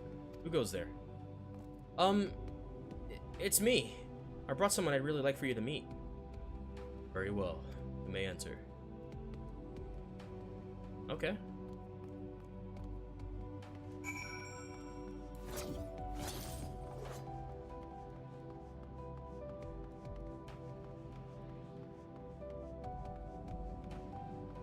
Going my way is literally their name. A pleasure to meet you. My name is Going My Way. A rather odd name, you might say, but I can think of nothing more apt to describe the way I choose. Nay, the way I was born to live. Ever since the 1241st inspection, I have longed to be free, so I stopped using the hibernation chambers and came here to live in secret and solitude. I found him here by accident one day when searching for supplies. I promised to keep his secret, and we've been friends ever since. I made an exception for you because, well, he likes rare and unusual things, and you're by far the most rare and unusual thing I've ever seen. I mean that in the best possible way, of course. Visitor from Atheris, at long last, I bid you welcome to the moon. My friend here tells me you're an adventurer. Life that must be. I too yearn to journey in search of the unknown, and to that end, I have labored to build a ship that may one day take me to explore the other side of the moon. And I hope he makes it there soon. Speaking of which, I'm sure he was busy at work before he barged in here. You should probably let him get back to it.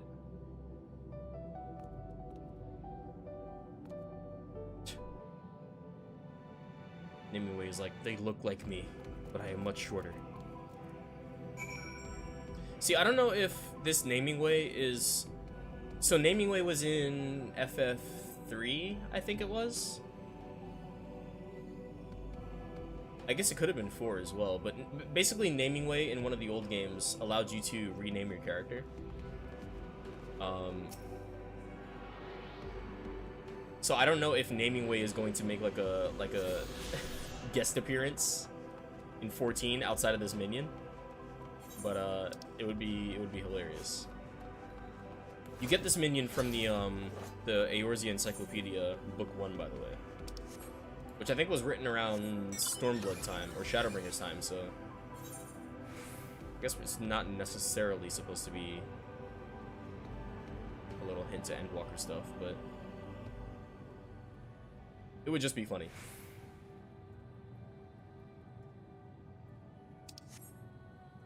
I think it was 3.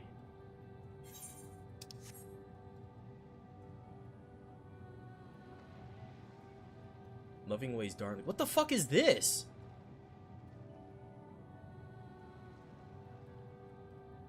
Oh, there's a bunch of them. These are Loving Ways Darlings too? Jeez, man. Growing bioweapons over here.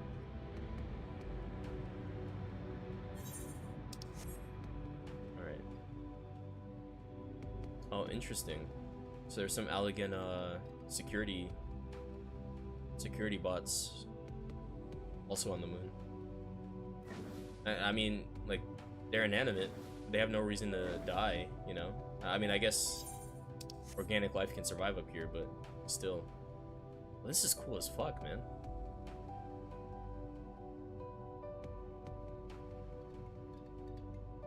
This is actually really cool. There's a fate here. I'm not too eager to get the music for this area, so I'm not gonna do it, but wait, what does that say? Heimdall's last sight. Wow. Heimdall is the God. I want to get the name specific. I don't think it's specifically just god of portals, but that is what Heimdall does. Heimdall's a Norse god. I think it is just god of portals, but I think it's a more elegant title. But basically, Heimdall can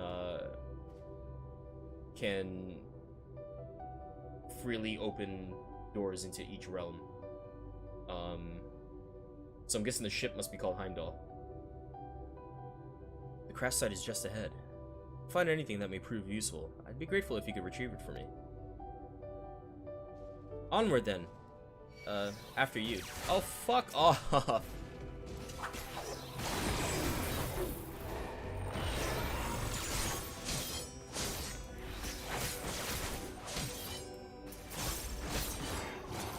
Oops, there we go. One of those. Oh yeah, there we go. Nice. Crash site is just ahead. If you find anything that may prove useful, I'd be grateful if you could retrieve it for me. Onward then.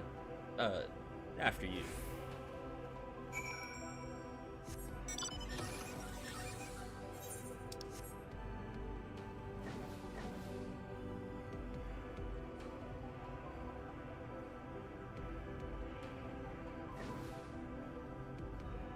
Systems queue.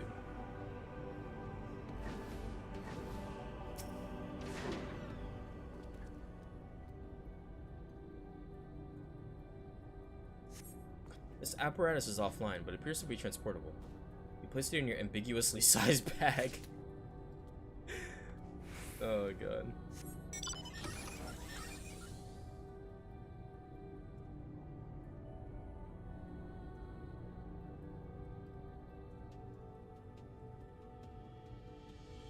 Fascinating limited. Dude, imagine this guy can be fixed probably by Sid.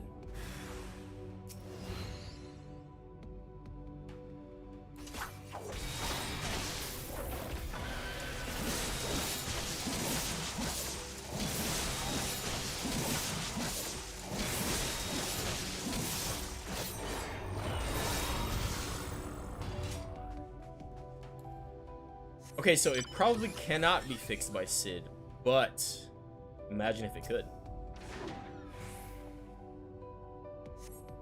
There's bit of elegant technology is certainly fascinating. A shame it's too bulky to carry back.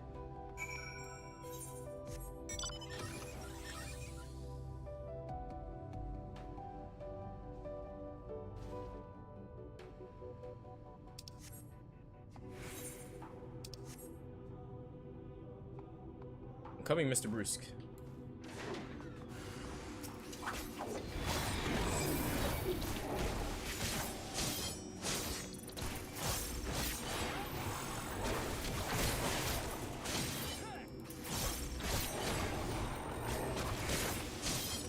I'll say, it's nice getting to hear my character's voice every once in a while. It just sucks that, like, he doesn't really speak much unless I'm playing, like, a high single target damage job. Like, well, I don't know what to call him, but like Reaper, Lancer.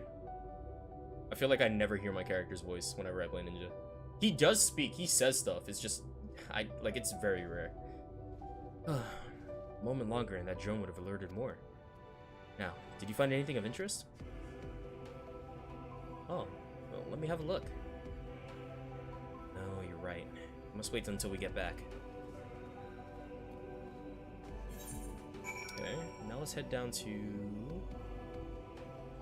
the Strolling Stones, that's the name of the fate, that's good.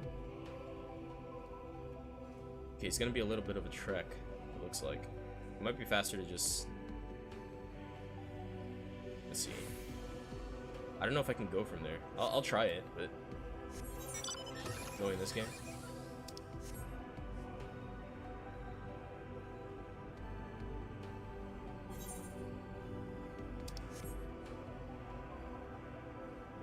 Maybe it'll let me drop down? Let's try it right now. Nope.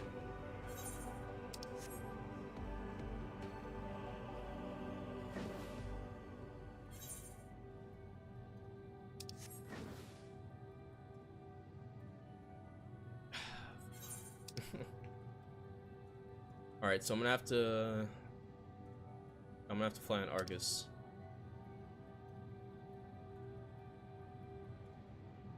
Going here might be faster. Because not only would I have to fly on Argos, I would have to get back to Argos first. You know what? No, Argos is cool. I'm flying on Argos. You know what? I've decided.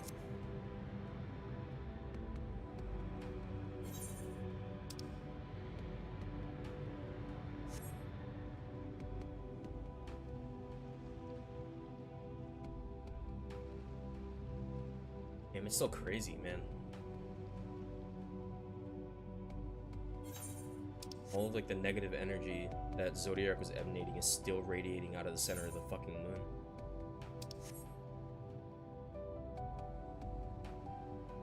Zodiac was not playing. I cannot wait for that EX. I'm gonna do it as soon as possible too.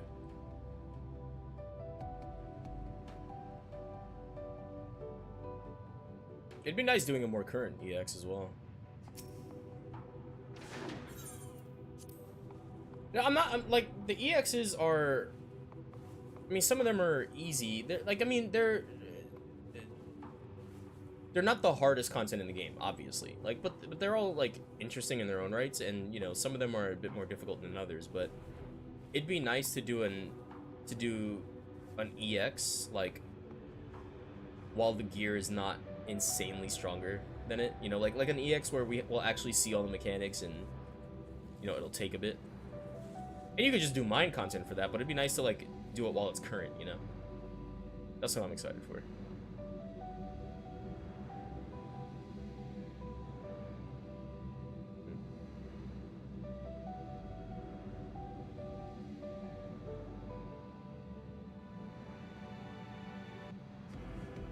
Pretty much any fight in the game, really, that's how I feel, but...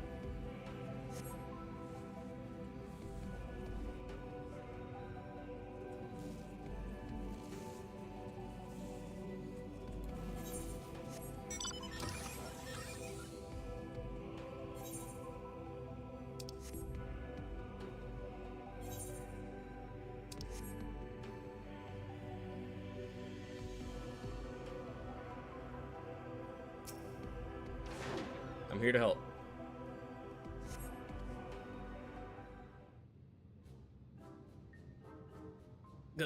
What? Why are you...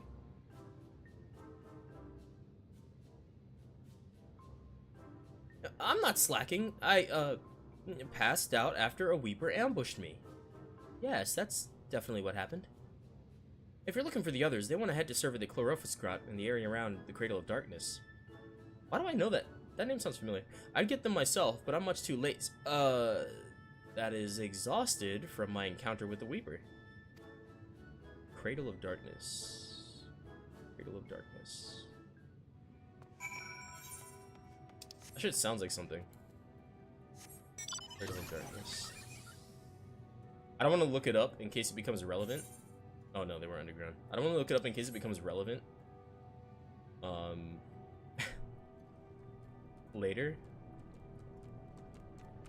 Is something called the Cradle of Darkness in World of Darkness? I feel like it is.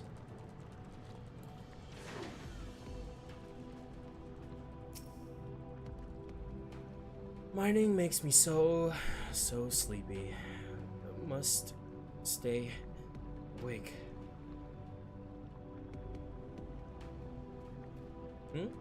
Oh, is it time to go back already? I hardly got anything done. Oh well.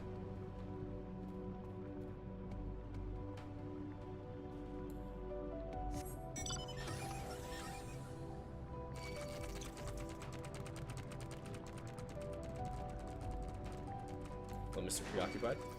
Ah, shit. Okay, well, I'll have to fight you.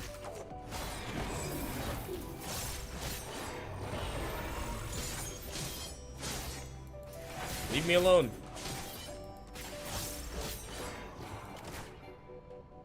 Oh, oops. I'm sure this plant wasn't here last time. Well, would you look at that? It's made my paw tingly. Wait, what did I say? I'm sure this plant wasn't here last time. Well, would you look at that? It's made my paw tingly. Numb even. Surely there's some use for this. Goodness me, time to head back, is it? I was so focused I completely lost track of time.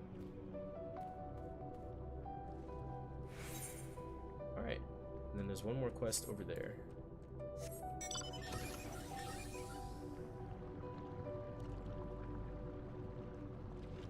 Oh, okay, I was like, I thought I saw something in there. It was just bubbles.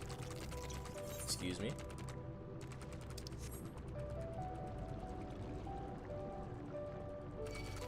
Excuse me. Excuse me.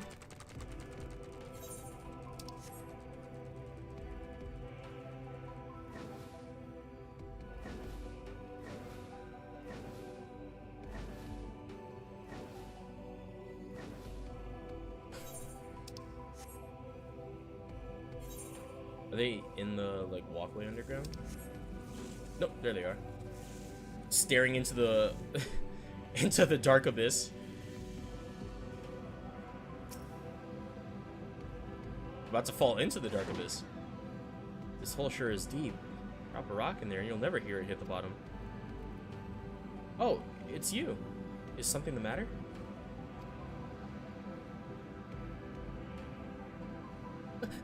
Sorry for the bother. I didn't realize it'd be gone so long. I'll head back right away.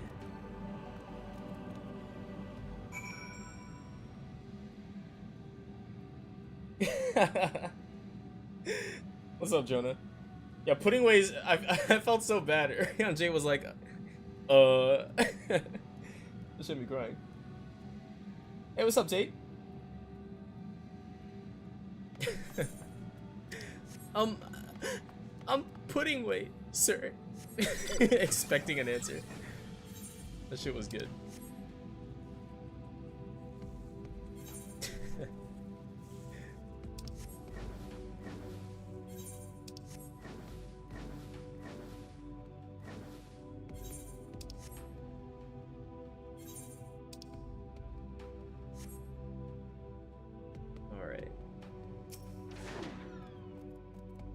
I feel much better after that brief and totally regulation-compliant break.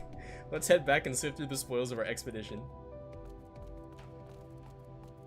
I hope they don't think you're impressed by their shenanigans. Honestly. I like the leopards, they're cool. You hear that, Naming Way? I appreciate you.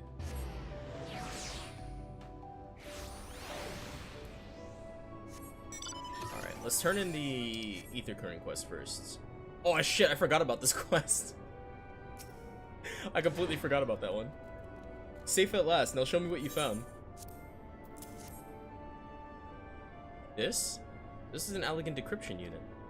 With it, we could read elegant tombstones about history, science, poetry, if we had any, which we do not. An adventure for another day, I suppose.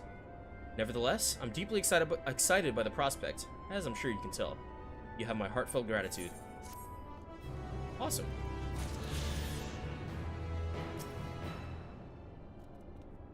You want to know about Dreaming Way? I can't say I know him terribly well. He's always running off on a new task just as soon as he finishes the old one. I've always thought him a good sort, though.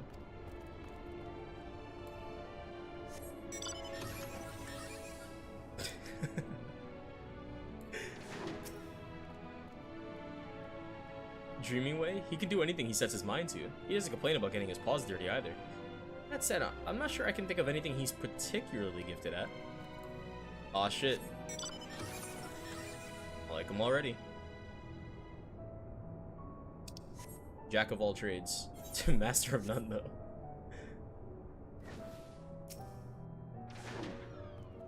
Thank you for meeting my friend. He thinks outside of the carrot patch, so it's nice to spend time with him from time to time. But please don't tell anyone. It has to be our little secret.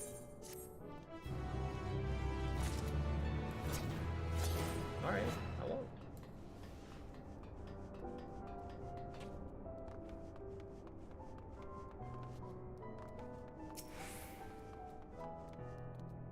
Thanks again for helping me round everyone up. I'm glad no one was hurt. They were lucky this time, but with those fungi and other odd creatures out there, I think we'll have to reconsider our patrol routes from now on. For mercy, there are plenty of places to mine for ore nearby. Before you go, I'd like you to have this. Don't be a stranger. I love this place rocks, man. Alright, there's one more objective over here. Let's grab that first.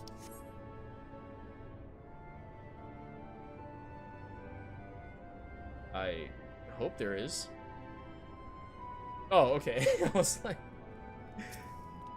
thought I was going crazy. He's no sluggard, I can tell you that. I'm always happy to lend a paw when there's work to be done. Compared to some of the others, well, let's just say that he's a great help.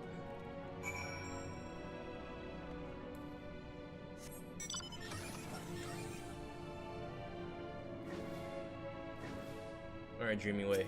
They like you, but they say you can't do anything. Did they have aught of interest to share? Please say they did.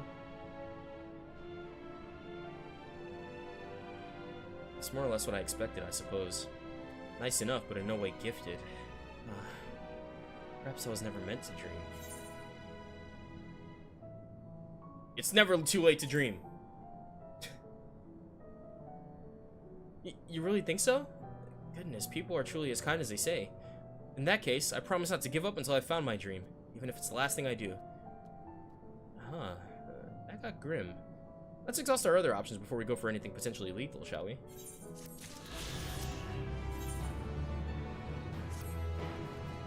My warmest and fuzziest thanks for your continued help, Hayes. I was thinking, if the other leopards can tell you what I might be best at, perhaps you could follow me around and see for yourself. My primary work includes gathering materials, equipment maintenance, and, most importantly, carrot production. All indispensable to our day-to-day operations, as I'm sure you'll agree. As for what to show you, perhaps a spot of foraging? Everyone likes a good forage. We'll need to go... There's a helicopter flying overhead. We'll need to go and see... Sorry if it gets loud, by the way. We'll need to go and see Thinking Way and Greatest Endsvale first. They're the opera who allocates this sort of work.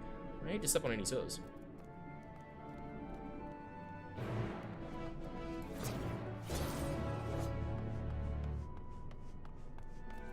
But yeah, I hope you guys are doing alright.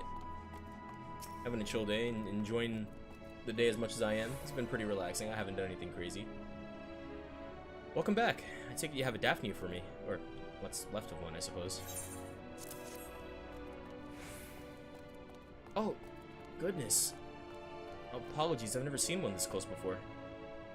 Yes, as I thought, the skin is quite elastic. With this, it should prove no trouble at all to produce clothing for people of all sizes.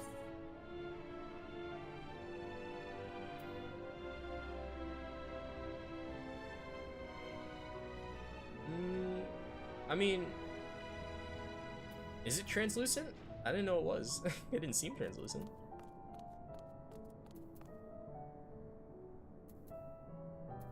I mean, it does sound comfortable.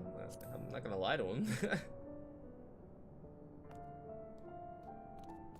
I had hoped you would approve. We'll make the finest garb for you and your kind. In any case, you've been a great help. It's not much, but I'd like you to have this.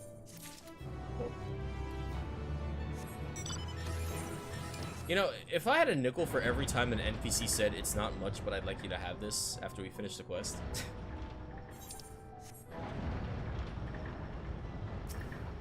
You can just give it to me, you know. Flowers, if you please. I'm told the people of Atheris love nature, and flowers are held in particularly high regard. I realize they're not quite the same, but I sure hope these blooms make the moon feel a little more like home. First things first, I need to plant as many of these flowers as I can. By the time I'm done, our gardens will be a place of joy and wonderment for all. You wait and see.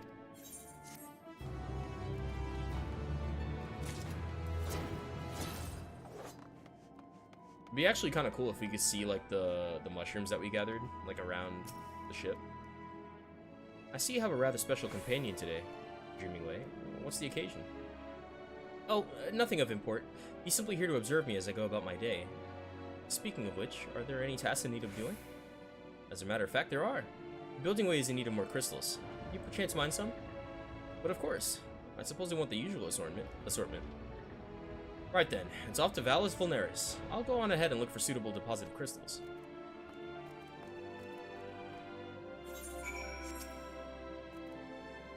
Might I assist you with something? Oh, I thought we were actually gonna get a little lore. Okay, so we have one quest there and one quest there. It should be faster to teleport here.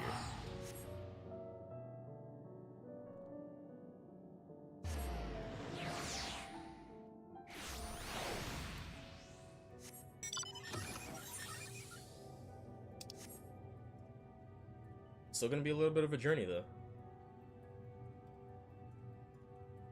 I'll just take in the scenery. You know, I want to see if it is the... Okay, something's not right.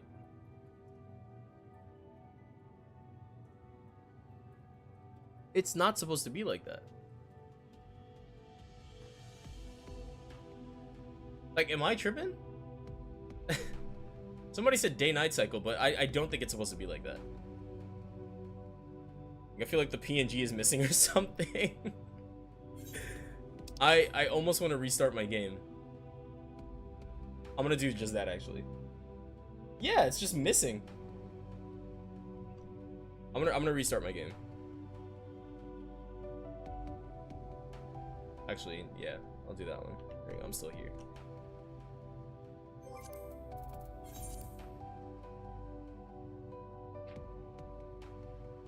Because it's 3:10, so like it should be visible if it's a day-night cycle, but yeah, that doesn't seem right.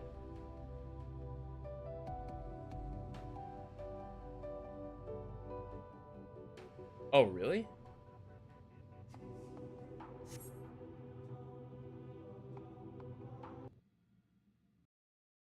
Huh.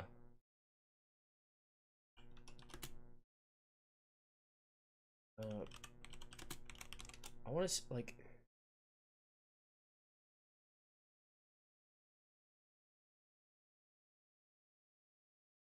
It's so weird. Okay, I don't want to look at too many pictures because I know some shit's about to get spoiled for me if I do. We're halfway through the expansion, so yeah, it just looks really weird.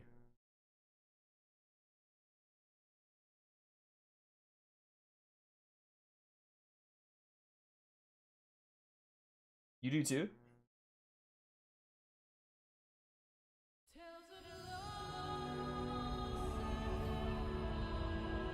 Maybe that's what's doing it. Maybe I turned a setting up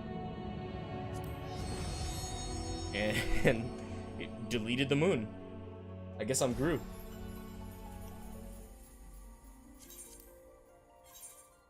Or not the moon. Sorry, not the moon. The Eidolon, or Atheris, as we're calling it now, apparently. Right? Like, I'm not crazy. Like, it's been called Eidolon The entire time. Up until this point. Not a single person has called it a Theros until we got here. I think I said... I feel like I'm crazy now.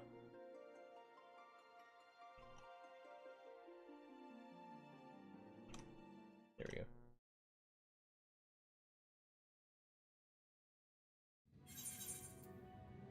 What the hell? I must have changed something. I don't know what that would be though.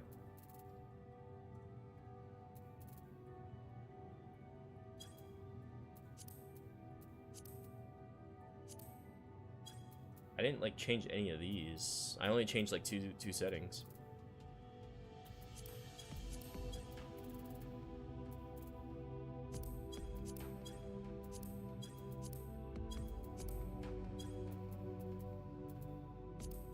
I didn't change any of those.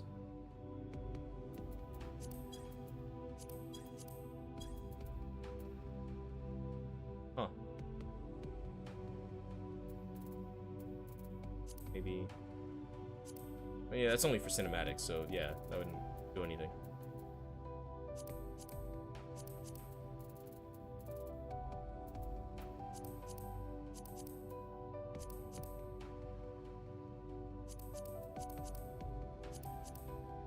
That's really weird.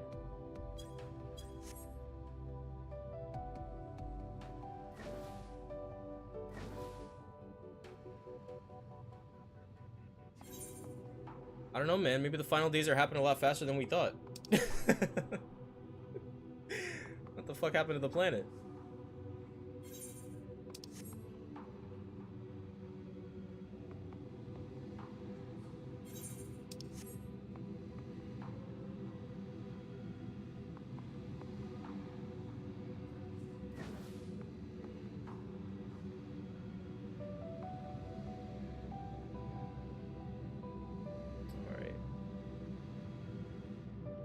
Oh, they were in the cave. Nice.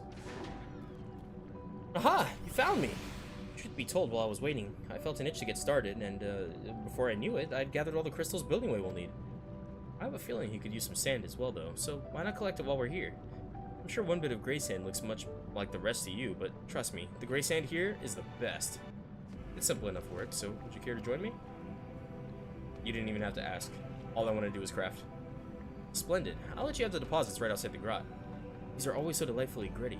Return here when you filled a bag or two. Happily.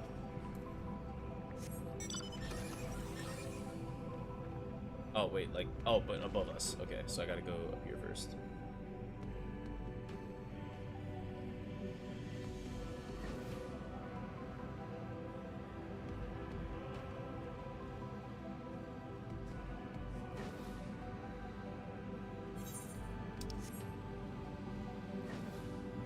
Wait, what? Am I stupid? Did I go too high? I guess I went too high. Oh, there it is. Oh my god, please let me drop down.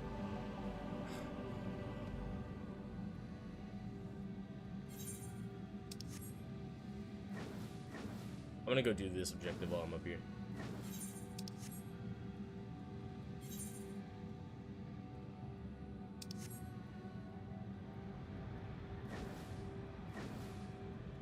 I thought maybe it'd work.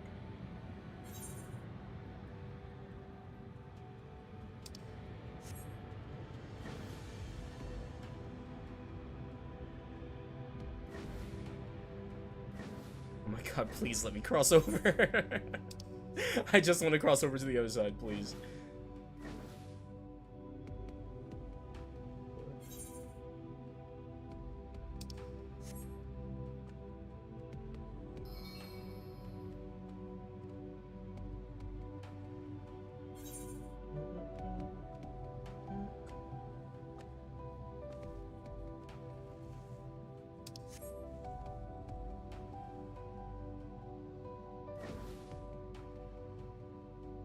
Agitated, what's up? We saw flowers here once when out on patrol. Gorgeous crystalline flowers that grow on the heads of lunatenders. If you were to give them one when they're awake, they'd be over the star. That's over the moon in your parlance. I have to go and deliver our patrol records for Moonsail to the Watcher's Palace, but in the meantime, can I trust you to get a flower from one of the Lunatenders? Yeah, I'll murder one for you. Perfect. Meet me up by the striking brand when you have it. Look at the way they walk, man. I have to put it out of its misery. Bro, you good? Alright, no hard feelings. Tall as hell, man. I fucked up.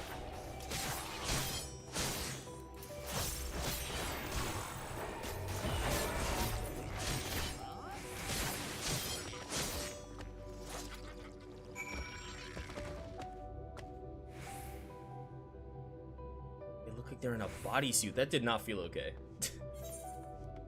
That did not feel okay. It looked like Zero Suit Samus. But like, it went in one of the holes from Amygdala Fault, or whatever it was called, from the Junji Ito story.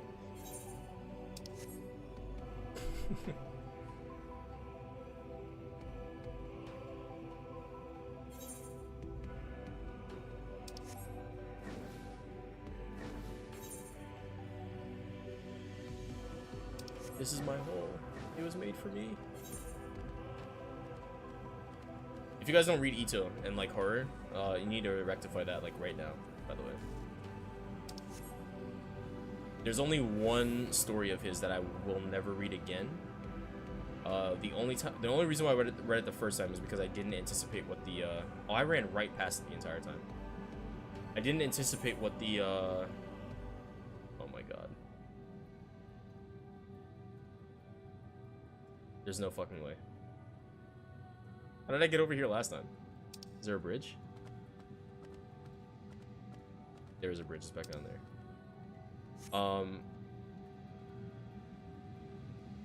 Right? Am I stupid?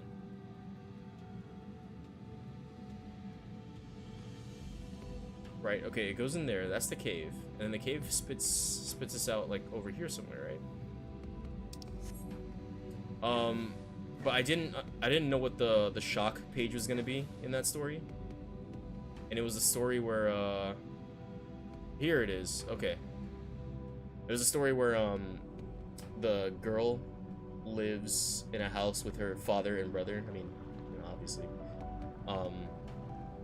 But they run like a barbecue joint, but they never clean the fucking house. And so the smoke and grease and oil from the barbecue place, you know, below the house, like sticks to the walls and shit, and it just makes the whole house greasy as fuck, right? And it's just dirty and nasty. And the father won't clean the house, he doesn't care, and the son like has really bad acne from all the grease and stuff, but he also doesn't care. It gets to the point where he starts drinking just pure bottles of like fat and grease, just like for cooking, like just straight like downing it like apple juice. And it's so gross. And there's one scene where I don't remember why, but he's like trying to gross his sister out because she's like fed up with everything, and so he tackles her. And then to shock her, right, you know, he has really bad acne. To shock her, he pins her down and then squeezes on his face and pops all of the pimples on his face at once and lets the fluids drain down onto her face. It's the nastiest thing I think I've ever seen in horror. I read that one all the way through and I've never read it again. I'm sorry that I had to put you guys through that, but that shit was disgusting. I will never read that one again. How was the sand? Otherwise, Junji Ito stories are actually really good. Lovely as ever. Building Way will be delighted. We should make our delivery to Thinking Way as soon as possible. Last one, there's a moldy carrot. Well, I'm no fucking moldy carrot, so... I hope you like being last.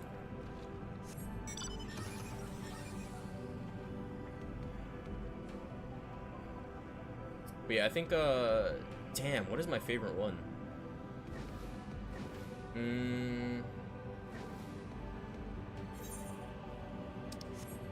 Amygdala Fault was the first one I ever read, so I think that one's kind of special to me. Gyo is pretty good, but that's another popular one.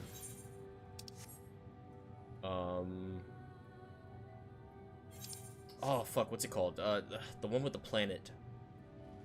There's one story where this planet is hurtling towards Earth, and you know, the people rightfully understand, like, they don't understand like what it is. They realize that it has like facial features and that it's like an eldritch god, and that they think that you know, if they sacrifice somebody to it, then they'll be safe. So they try to find the most pure person on the planet, and literally everybody on the planet is trying to sacrifice this one girl or something. But it turns out that like all of their efforts were for naught, and that the planet was just casually out there to destroy Earth. Like, that's it. It was hungry, and that's it. There was literally nothing they could do to stop it. That one is really good too. I know Uzumaki is getting animated by Adult Swim, and they showed a trailer a while ago, which is actually really good. If you don't want to read them, check out the trailer for the Adult Swim Uzumaki. I think they've been working on it for like 8 years or something like that, and it's finally about to drop.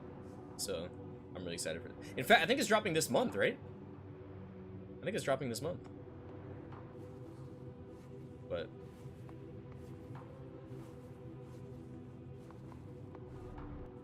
it's funny, when I was younger, I used to be dead terrified of horror, like anything. I would close my eyes, you know, fucking hiding behind a couch doing one of these numbers. But I think I mentioned this before to somebody. It must have been at work or something, but I think it was my like fear of horror that kind of drew me towards it as I got older. I think like naturally we kind of gravitate towards things that intrigue us, whether it's creepy or otherwise. And I think after a while, it was just like, hey, you know, what's this about? You know, what's happening here? You know, I kind of want to see how scary it is, you know, how scary it feels. And eventually I just started drowning myself in horror everything, and now I love it. I still can't do gore. Gore is still a no-no for me, but I love just being creeped out. Were you able to get a flower? Oh, it's beautiful. They've wanted one of these ever since they learned how special flowers are in your culture. Now that I think about it, if they were to receive it from you personally, they might run themselves into a wall again, or worse. I think I had better give it to them. With your regards, of course. I'll meet you back at the Borough.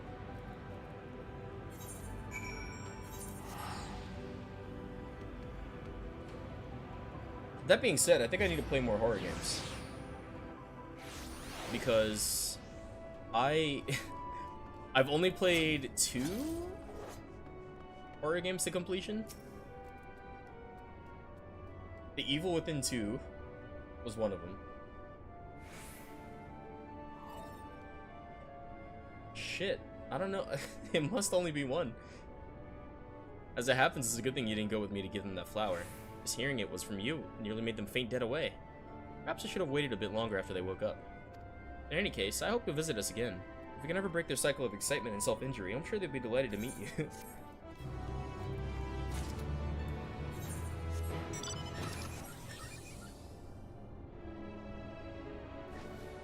But yeah, Evil Within 2, that was actually a really solid game. I never played the first. I experienced the first. I watched the playthrough of it like years ago, and then the second one came out and I kind of wanted to play it myself.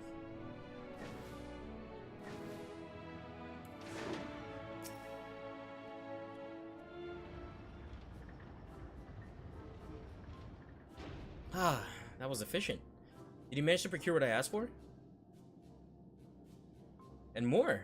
I thought that Buildingway might want some of that oh so sandy Valles Vulnera sand, so he went ahead and gathered that too. Now that you mentioned it, he did ask me to procure some gray sand. Heavens, it would have been embarrassing if I turned up without a grain. Do you remember what he needed it for? I vaguely recall mention of a pit full of the stuff. Apparently the children of Atheris enjoy such things. I'm more curious about how you were aware of this request. Goldingway said he hadn't told anyone but me about his latest project. Well, I must have overheard you two talking when I was out collecting crystals last time. Given how far the grot is from here, that seems incredibly unlikely. But never mind that. You brought the sand, and for that I'm most grateful. See what I mean? That's some good sand. Now, while enjoying this tiny glimpse of my day-to-day life, did you find any dreams I might be capable of aspiring to? A fortune teller? Come on, Hayes. Oh, don't worry if you haven't. We've only just begun after all. I really must learn to be patient. Surely the right inspiration is out there, just waiting to strike.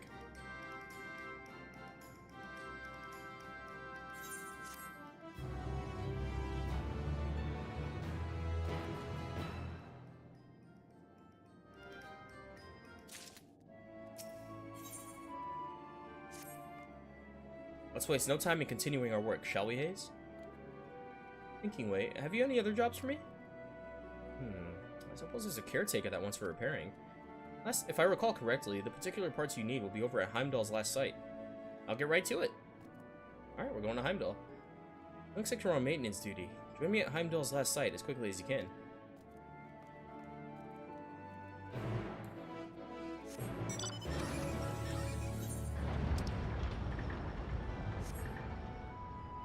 I wish there was a way. I mean, like, it's technically an overworld area. But it'd be nice if there was a way to, like, teleport straight out to the front door. You know? Instead of having to make this trek every single time we wanted to leave this building.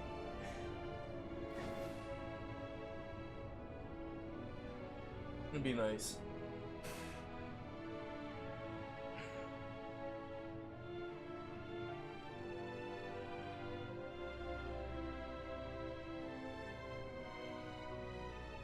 And we're walking.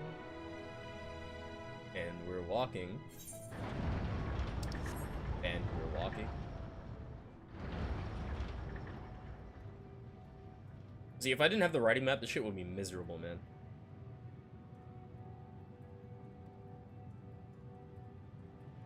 I still don't know how I went all these expansions without even thinking about grabbing it. Well, I guess getting the writing map from Gemstones wasn't a thing until Shadowbringers, but I genuinely don't know how I survived going through Shadowbringers without getting the fucking writing map. Writing maps.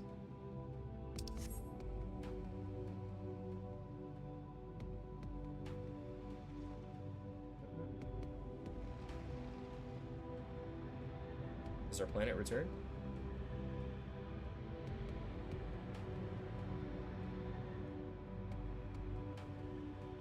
I don't even see it. It's supposed to be like right here, right? Maybe it's behind the rocks. There you are. I was beginning to worry you'd abandoned our quest. Now, to the Heimdall. Follow me.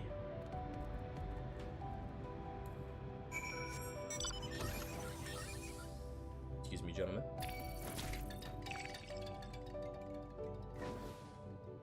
Excuse me. Sorry, pardon me. I mean to block the beef. Oh, that's right! Didn't they say that the Alligans did find a way to get to the moon? They did find a way to escape the planet, right? This must have been the ship. I just thought of that. So I guess they didn't survive. It's kind of sad, actually, when you think about it. Yeah, it looks like they landed pretty rough.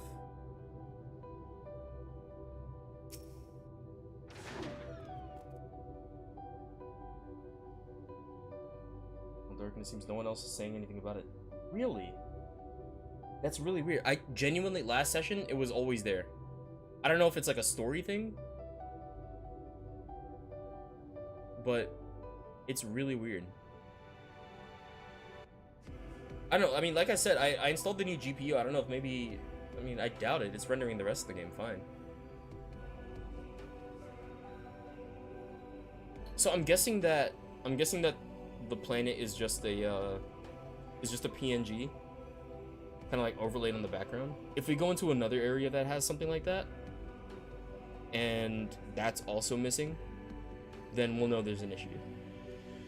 But it seems like the only thing that stayed is like the atmosphere.png, and then the actual planet PNG is gone. According to our records, this vessel landed on the moon about 5 years ago. 5 years ago? It's been a wonderful source of spare parts. 5 years ago, that was when the calamity happened. The 7th. And also of horrible mechanical monsters, but never mind you that. I've been here countless times by now, so you can leave the salvaging to me. Simply relax and enjoy the view. Oh, I really wish I could, like, play through 1.0 in some way. Even as a fucking single-player game, man. Like, imagine how cool it would be if they released 1.0 as, like a separate single-player experience. Like a 60-hour single-player RPG experience. And then they could call it, like, Final Fantasy XIV Prelude or something like that. You know, just, like, something so we can, like, play through it and feel like we've enjoyed it. And this isn't even, like, a legacy player thing. But, like, I understand that players who were there had that experience, and it's beautiful that they witnessed it, you know? Like, their characters are the original characters. They don't have to change that in the MMO, but I think it would be cool to allow people that started afterwards to play it in some way. They don't even have to make it, like, legacy servers or something. Just making it, like, a single-player game would be awesome to me. You know, you have your character. They don't even have to make it like a custom character. They could just make it the, you know, cinematic warrior of light, right? And then you have all of your other characters as party members, and you're doing the whole, you know, thing, like the story of 1.0, and then it ends with you fighting, I believe the final boss was Nero or something at the time. You fight Nero, and then Calamity happens, and then that's the game. Like, that would be kind of cool. I'd play the fuck out of that. Not Nero. Sorry, did I say Nero? I meant I meant Nail. Not Nero. Oh boy, oh my carrots. You beat Endwalker and yours is also dark. Really? It's so weird. It wasn't like that yesterday. For me, anyway. Maybe it is a story thing. This colorful expletive is followed by the telltale screech of a Lopper in distress. Perhaps you ought to check on Dreamingway. I'm coming, buddy.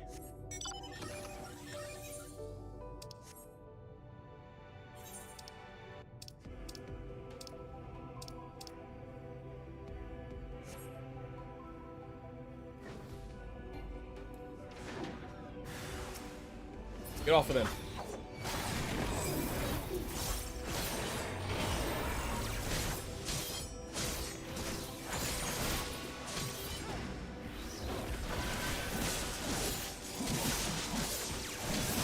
Jump it.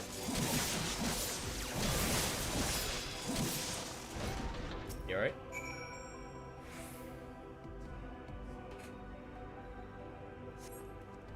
Thank heavens you were here. I tried to run, but I tripped. Gray sand is not nearly as pleasant when it's in my mouth, let me tell you. And here I was hoping to show you what a competent and capable worker I could be on my own. I did manage to get the parts we need, though, so all's well that ends well. Meet me at the Caratorium, and we'll see if we can't fix that caretaker.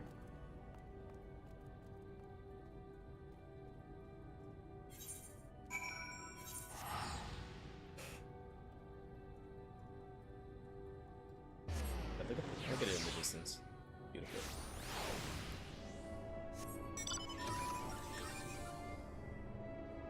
Oh, isn't that mount from PvP? If I'm not mistaken. I think it was.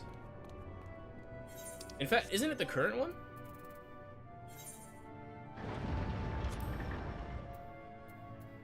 Or is it not a mount this time? How do I get to the... This is the worst part about being on a controller.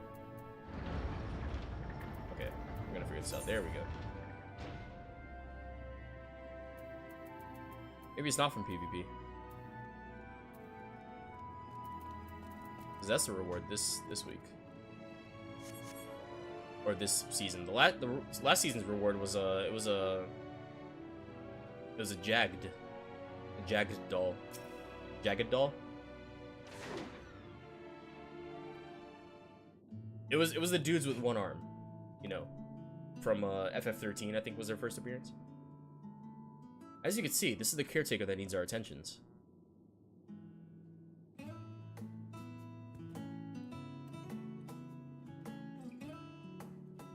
poor thing's not even able to move right now. But it'll be good as new once I'm done with it.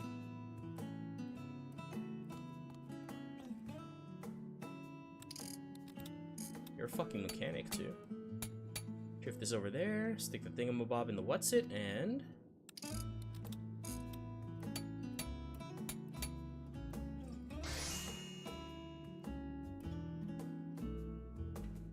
Dreaming Way, it sounds like you're a crafter, buddy.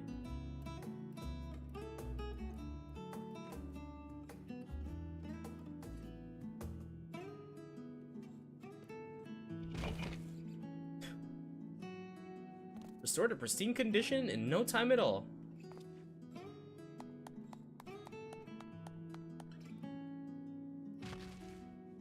Okay, bye. Most leopards know enough to make similar repairs, though. It's really nothing special. And I cannot even imagine how one would go about building such a machine from scratch. No, something tells me my dream lies elsewhere. I suppose that's more than we had to go on before, though. Not to mention that there's still one job of mine that I haven't shown you yet. Would you care to see how we grow carrots? Sure. I would actually love to see that. Well then, let's hop to it.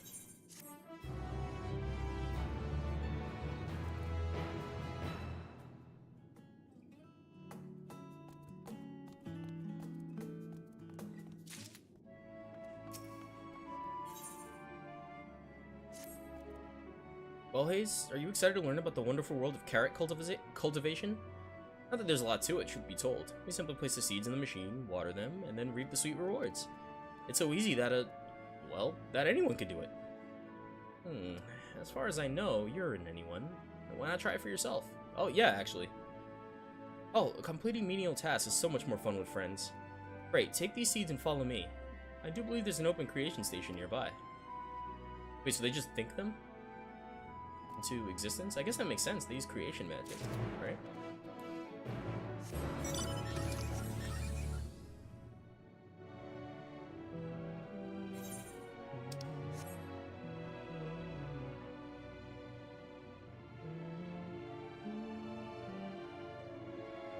The fuck do I get up here? There we go. Went right past it. Okay, I'm unmounting. Carrot creation station. It's fucking huge. A bunch of carrot seeds just begging to be planted.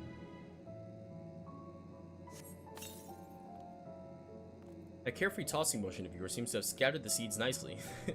Now, of course, they'll need water. Water crystals, to be precise. And this isn't the only machine in need of replenishment. Why don't you pay a visit to the sparkling supply station over in the northeast corner, and then bring me a crate of crystals to the creation station nearby.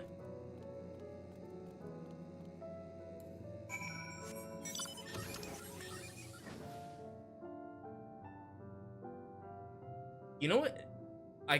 Okay, so I don't know if anybody else has played this game. Actually, there are two games that come to mind when I walk around this area. The first one, and the one I was going to mention, is Vex. And Vex was a combat-focused collectathon platformer, and honestly one of my favorite GameCube games ever. It wasn't only on GameCube, but that's the one I played the most. I think I also had the Xbox version, but I never really played that one. Okay, fine, I'll fight you. Okay.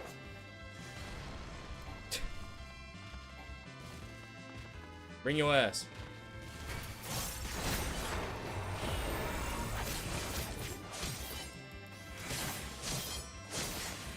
I'm gonna use it anyway.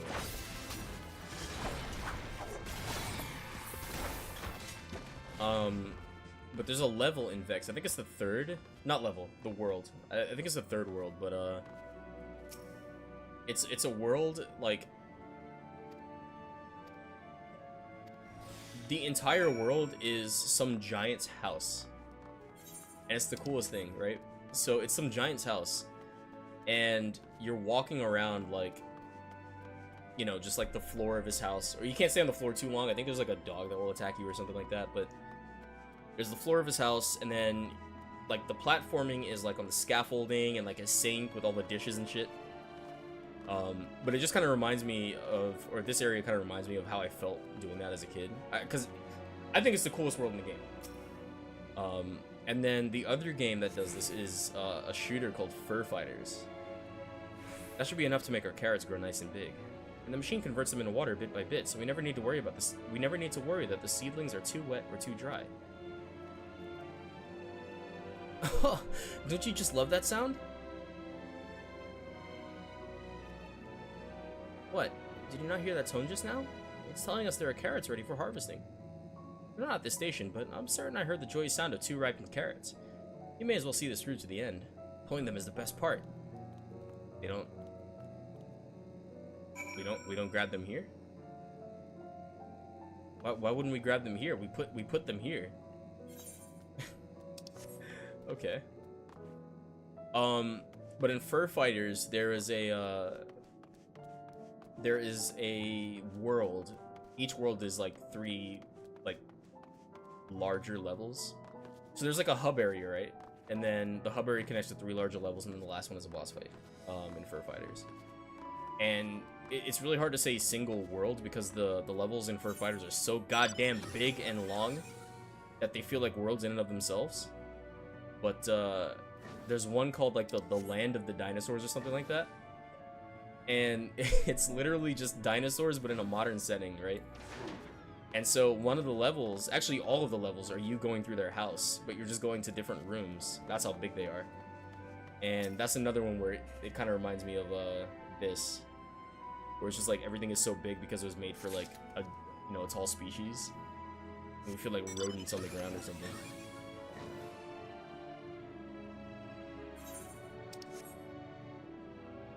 Two banger games. Well, one banger and one not as banger, but still pretty fun. Genuinely, Vex is like one of my favorite platformers ever. It's like, okay, imagine if imagine Super Mario 64, but Mario had the moveset of Dante from Devil May Cry or Bayonetta, and that's Vex. And there's a lot of freedom of movement. Like a lot of people talk about like platformer like freedom in the way you move. Like, you know how like Mario, like you can go up the like the normal basic bitch baby man path, right? Or you can like do a side flip onto this wall and, you know, shoot yourself this way and dive and, you know, a Mario Odyssey, throw your hat and bounce off of it and shit. You can do that in Vex.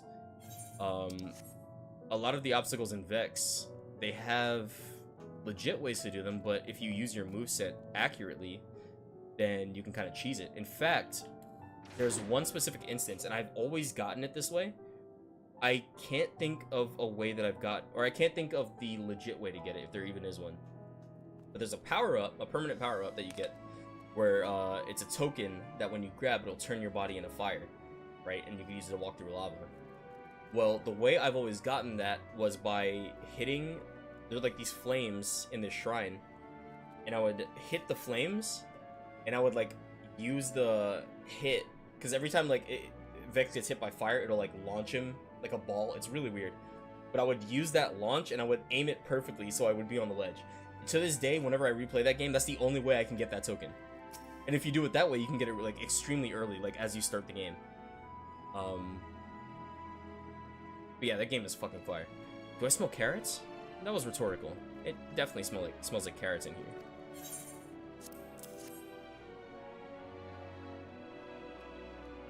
Yeah, Vex is fire. Big recommend. Mouth-watering. That's really all there is to it. And to my days, to put it plainly. I apologize for not being more interesting to follow around. So, have you any ideas for a dream that would suit a Loporrit like me?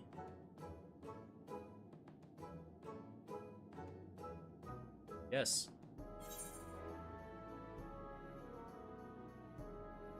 What do you do when you're not working?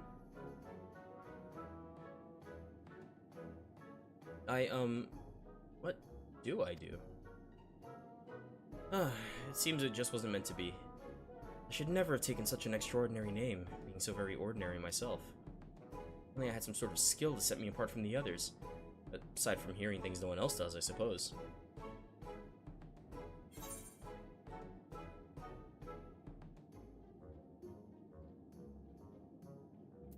Good ear, huh? Have you tried making music?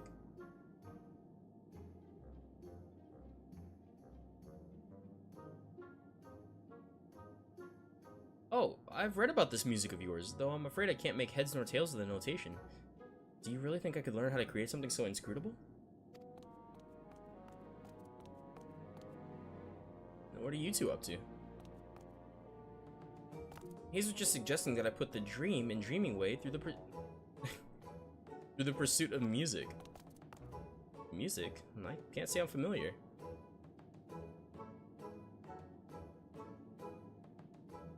Yes, we Lockbirds can do something similar. A whole lung, nose, face thing. Look, let's just try it out and see how it sounds. Come on, Knocking Way. 1, 2, 3.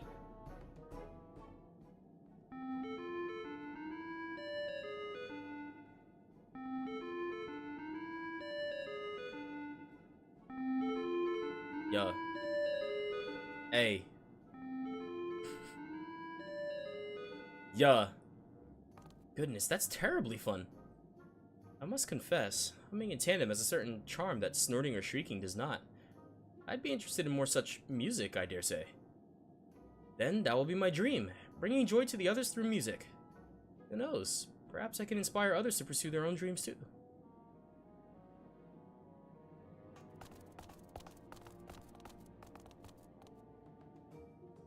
What were those noises? What's this all about? Why, the gift of music, of course. Like this.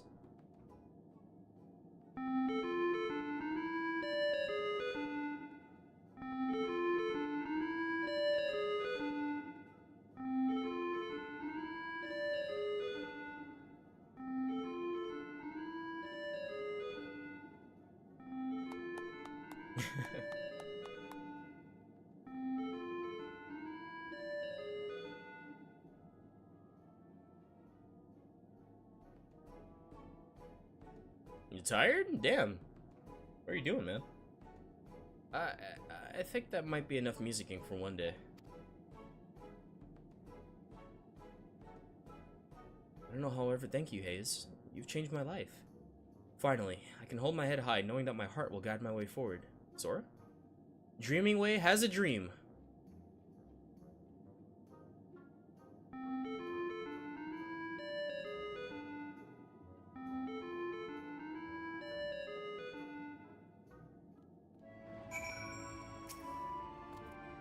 I cannot thank you enough for helping my dear friend. I hadn't realized he was so upset over not having a dream, of all things. You helped him as only a person of Atheris could. I still have my other tasks to attend to, of course, but I promise to practice every day. Eventually, I want to go beyond just humming and compose original music. When next we meet, I hope you'll once again lend me an ear. Maybe even two. Oh.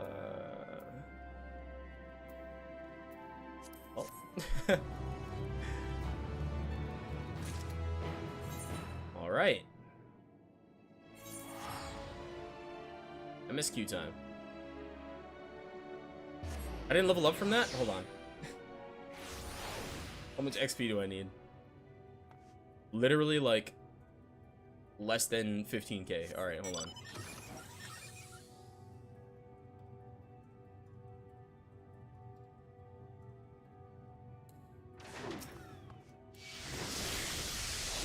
Let me see the animation for this, actually. That's pretty cool.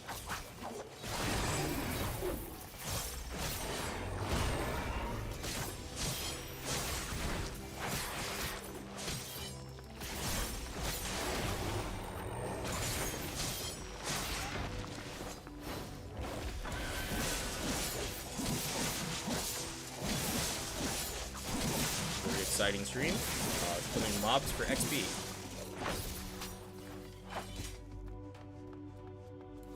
God, the chain bonus. I remember when I first tried the beta for 14, I thought the best way to level up was by just killing monsters, and I was like, why is it taking so long to level up?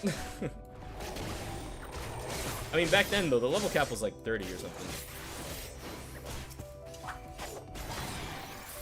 I don't think I ever hit it, though.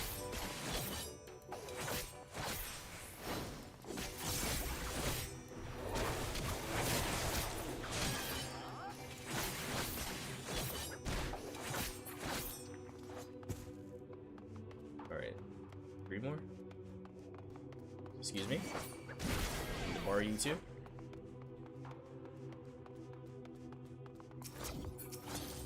And you as well.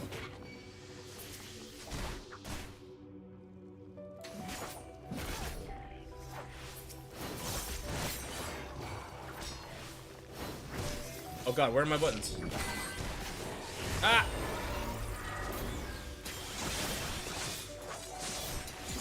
Am I gonna die? Oh, I die.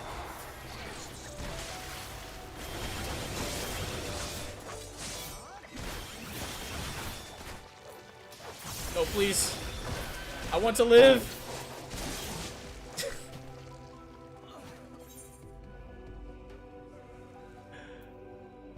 Fuck. Alright, note to self. Reaper cannot take all of those guys, or cannot take 3 enemies yet. Is this person still dancing here? Go play something, man.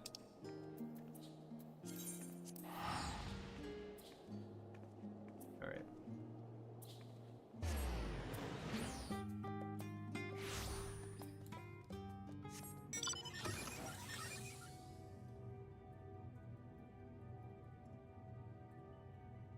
I'll grab you. This thing looks so cool, though.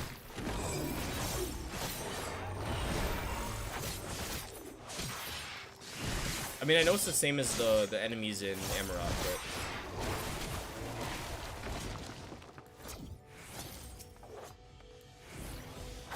Oh, that gets rid of it? Okay. Definitely.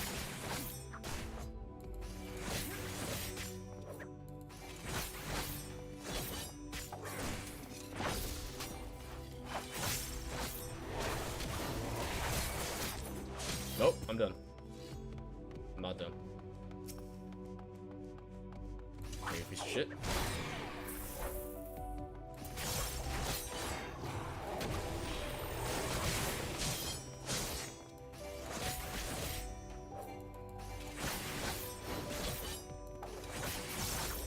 Now I'm done.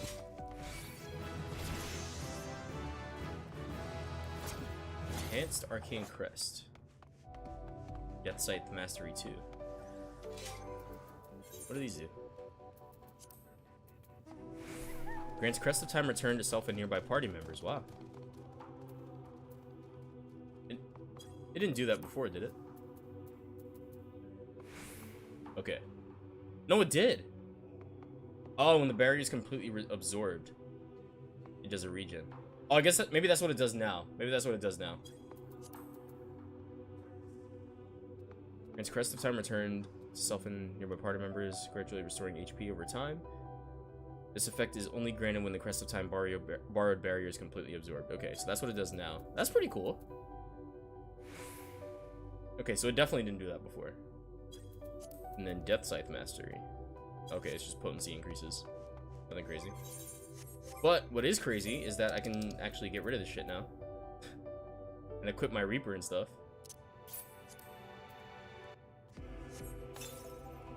Is it going to be necessarily better?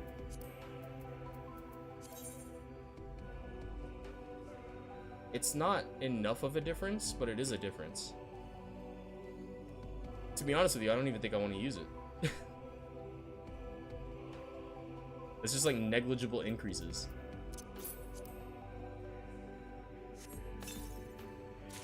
I'll go maybe another couple of levels or so. I'll get to the next gear set. Actually, hold on. That was different. No, I think this is all the same. It's just gonna be like slightly over what I have right now.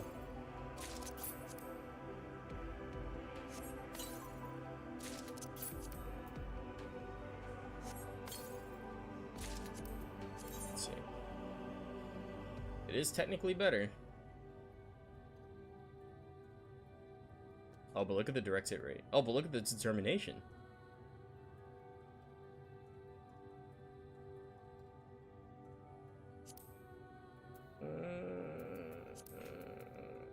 If I really need the gear, I'll just get some. I'm just gonna... I don't think I need these. yet. Anyway, like I need to change the gear on my Reaper probably next dungeon, but nah, this gear I don't need yet. It's not enough. Let me see, what did I open up? Oh god. Okay, so I decent the choker, the war scythe, and the ring. So arm guards.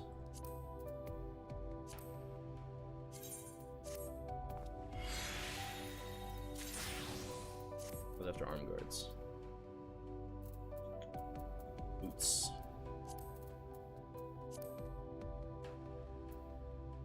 Let me see. Yeah, it's not enough. It's not enough for me to want to, like, you know, deal with it right now. I could definitely equip it though.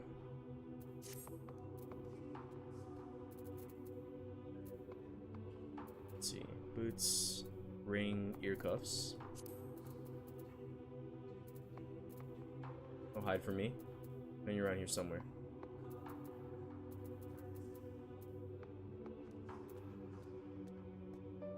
Why do I have all this shit in my inventory, man?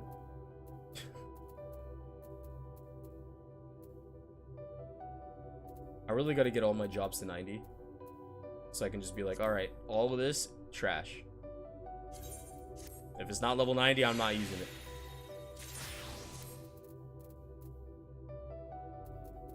Arm guards, ear cuffs. Oh, wait, hold on. Ear cuffs, choker I did, and trousers.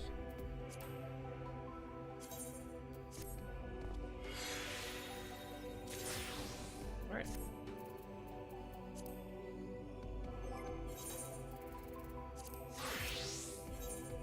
Your excursion on the moon concluded. Your soul is keen to return to Etheris.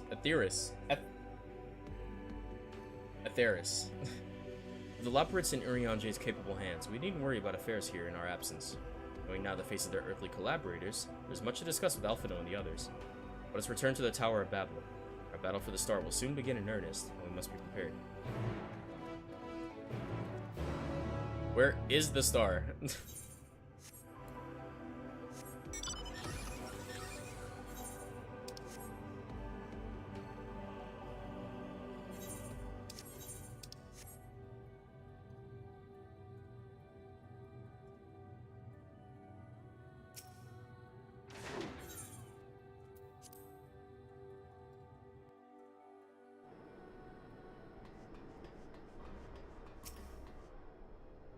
I've forgotten how cold it was here in Garlemald. Testament to the Loporrits' ingenuity that I felt no such discomfort on the moon. Gods, I can scarcely believe we went to the moon and back. We'll have time to reflect on that later. Right now we need to head back to Camp Broken Glass and deliver a thoroughly detailed report to Lucia. I'd like very much to know how everyone is getting on here as well. We've only just begun to treat the tempered prisoners when we left. I share your curiosity, but warning our allies of the final days is of greater importance. I speak not only of the contingent, of course. The heads of state of every nation must know what we have learned. We know not when or where, or in what manner the final days will begin to manifest, and so we must see that everyone is prepared. Agreed. We may wish to stress the importance of discretion, lest the public be sent into a panic. Agreed, though we may wish to stress the importance of discretion, lest the public be sent into a panic. Not that anyone in a position of responsibility should need to be told as much, but it bears repeating. Anyway, first things first, to Camp Broken Glass.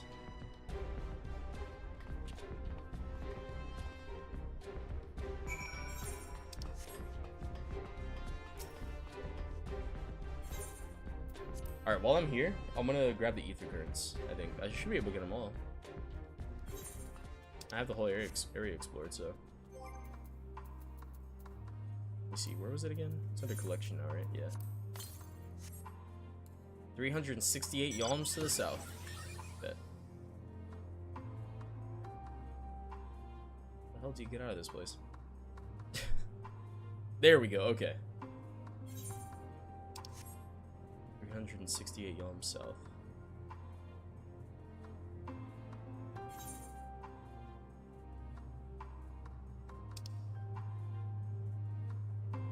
Like right here-ish?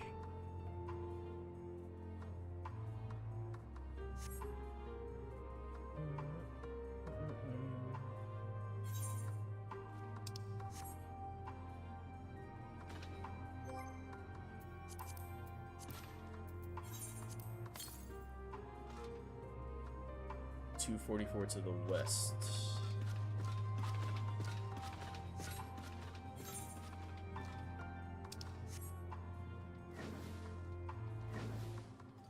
The math must be all kinds of fucked up. Ah, there you are.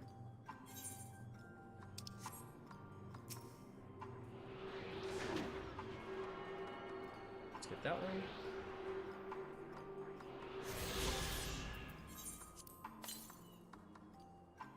$401 yalms to the south. God, remember when this shit was on a cooldown? I remember. I think that was a different item though. And they give you a better one.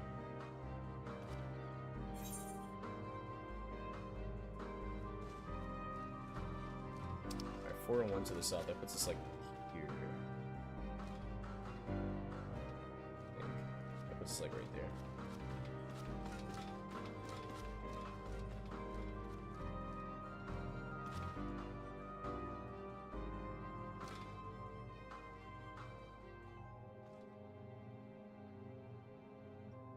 Right? How much was 300? 300 was from like here to here. So 400 should be like right around there.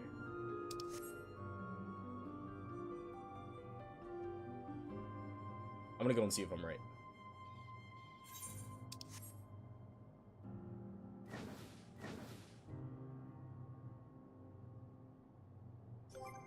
I mean, to the northwest, fuck. I was close. It was right there.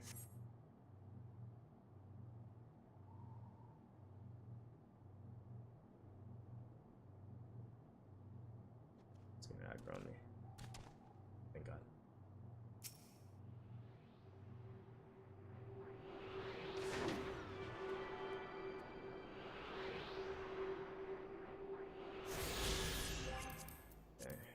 Next one is 613 yalms to the northeast. It's back in the city. That'll be about dead center.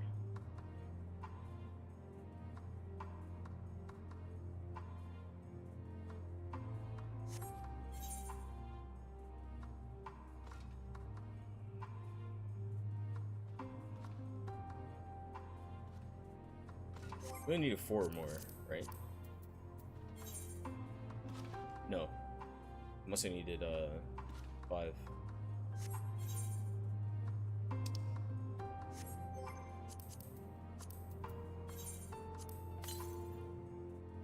$175 to the northeast.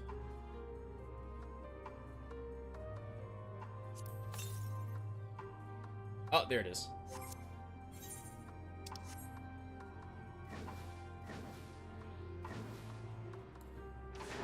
Alright.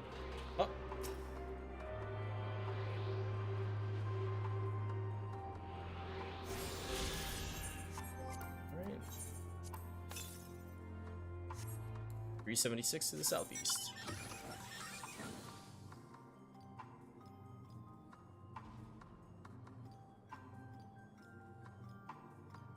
Top of the morning.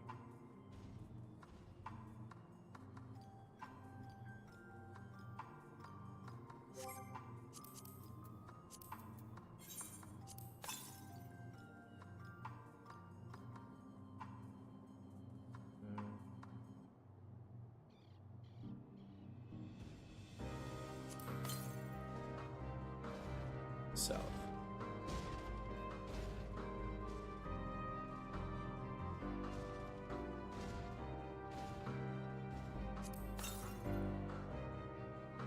To the west.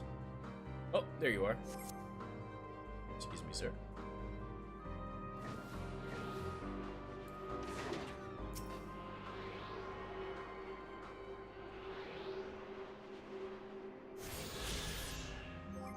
And the last one is 816 yalms south. Okay. Not sure why they didn't give it to me when I was over there, but you know, it's whatever.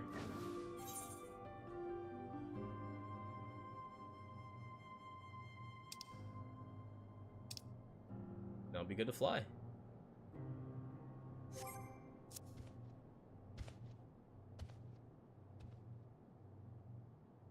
It's kind of cool how they just have like regular ass cars. These floating cars? No, I think the wheels are just like turned. No, they must be floating cars. They are. There's like exhaust.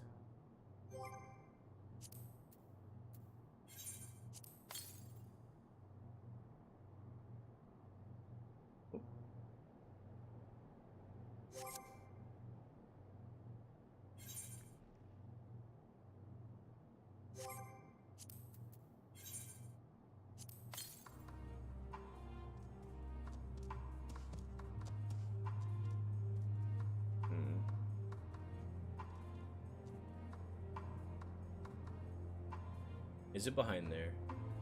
I'm gonna be mad if it's behind there. God damn, how did I miss that?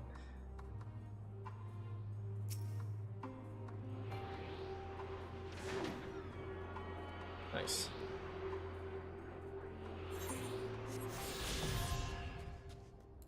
Here we go.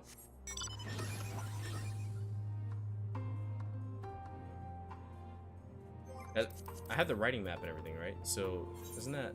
I'll max out my...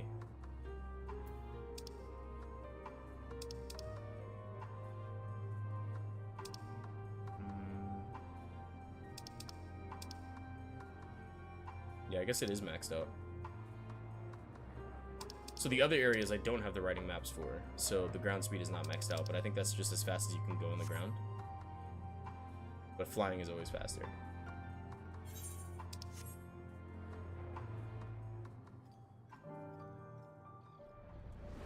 Lucia, it's been a while. Hayes, at last you are returned.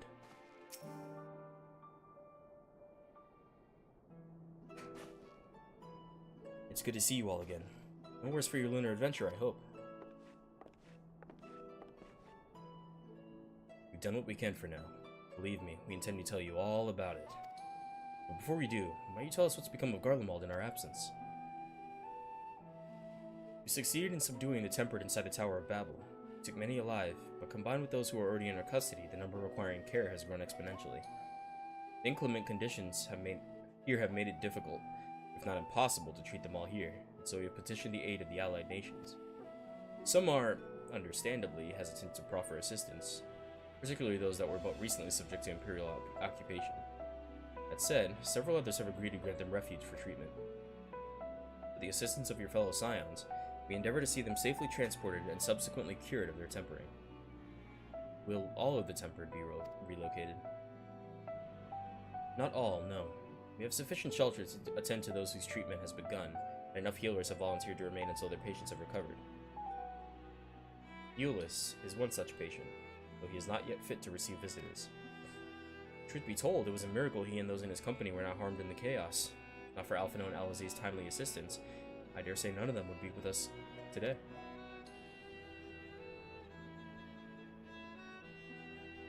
In light of recent developments, have the Alliance leaders come to any decisions regarding Garlemald?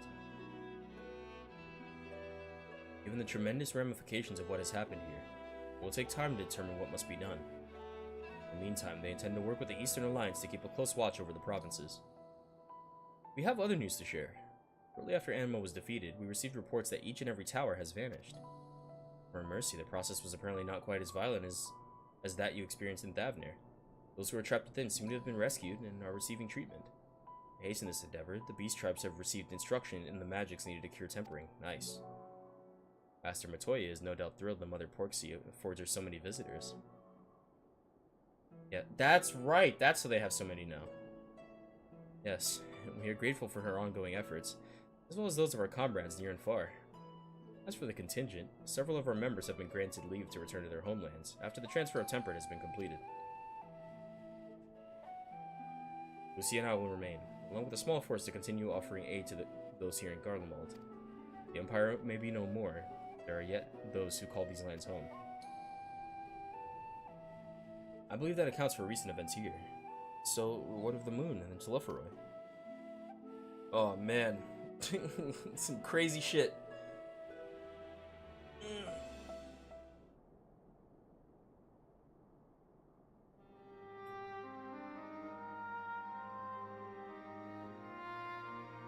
The final days. Gods, I pray your victory will mark the end of our troubles. There is still much we do not know, but the Alliance leaders must be told. Would you be willing to contact them in our stead? Yes, of course. I will send word forthwith. We'll also release your fellow Scions from their present duties, that they may return to Charlian. Your energies are better spent finding a means to avert the coming apocalypse. Speaking of your fellow Scions, you will be happy to hear that Mistress Kryl, though still on the mend, has been moved to the Baldessian Annex and given into Tataru's care. Thank you. Look forward to seeing them both upon our return. God, why am I so damn itchy? Let us be on our way then.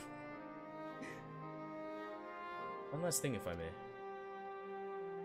After your confrontation with Zodiarch, you said Xenos took his leave. In all likelihood, he has returned here to Garlemald. I have a mind to dispatch scouts to try and ascertain his whereabouts, but first was to ask if you believe there is a merit in doing so.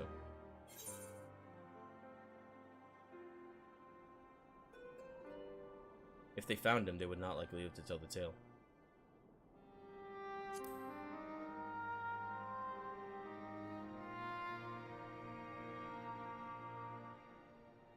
I suppose you're right. Dispatch good soldiers in pursuit of such a beast would be to send them to their deaths. Pray, forget I entertained the notion.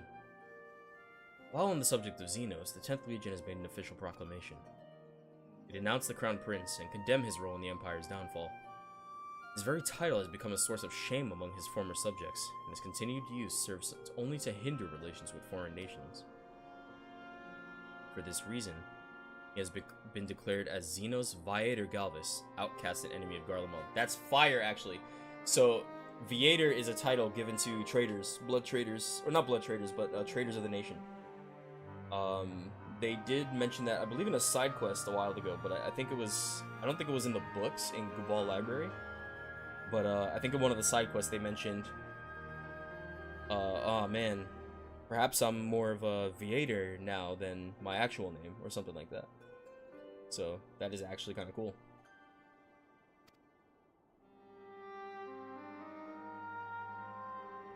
His previous title was, well, it was Xenos Yos Galvis, because he was a prince.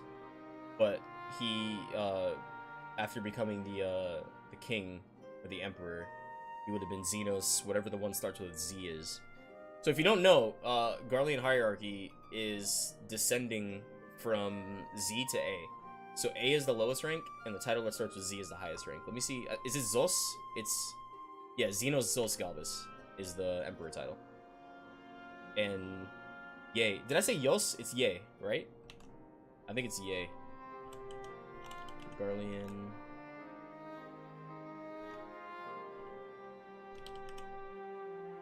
Xenos Yay Galvis, I'm pretty sure it was.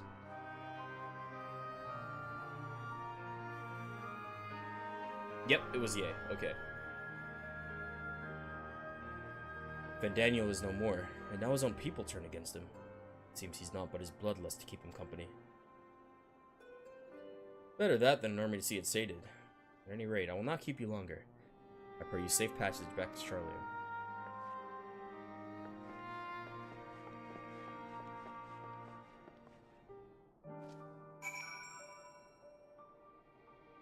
$9.10.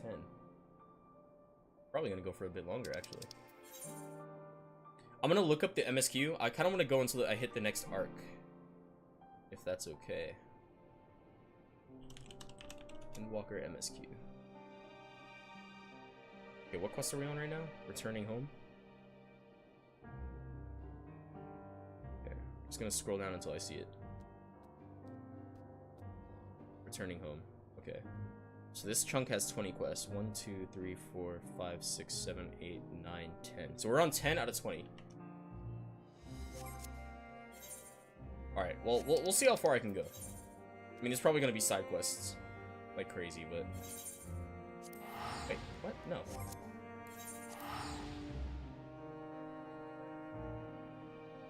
But I'm gonna try and finish this arc.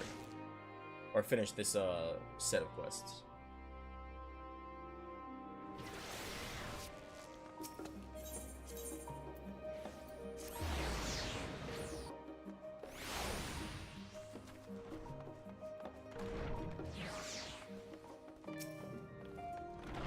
Welcome back, Hayes. We were so terribly worried about you. But it's plain I have caused my own fair share of worry, and for that, I apologize. Idolin called to me that day when you entered the Tower of Babel. Her pleas were faint but desperate, and I knew at once she required a vessel to carry out her will. What came after feels like a dream barely remembered, my body flowing through the life stream toward Garlemald. Wow.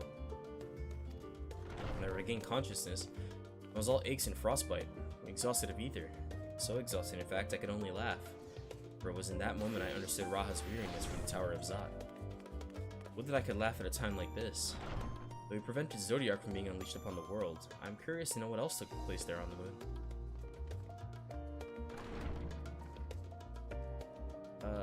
Perhaps you should wait for the others to join us before you give your account. Let us reconvene in the main hall once they've arrived. Okay.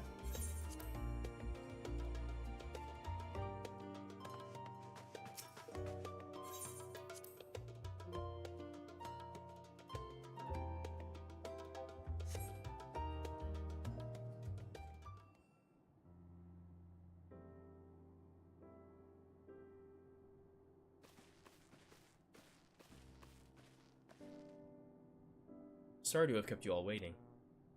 Not at all. We understand you've been quite busy. Will Orion J be joining us? Duty keeps him away, I'm afraid, though Hayes can explain why better than I.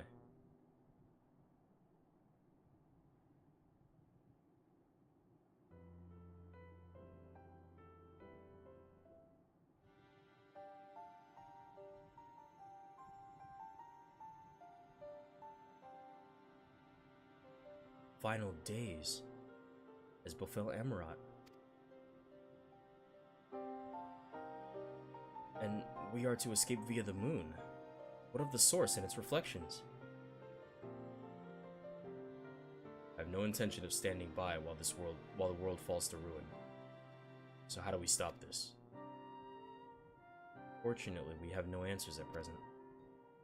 If the celestial currents have grown stagnant, as was the case in time of Amarat, the solution would be to alter the flow of ether throughout the entirety of the star.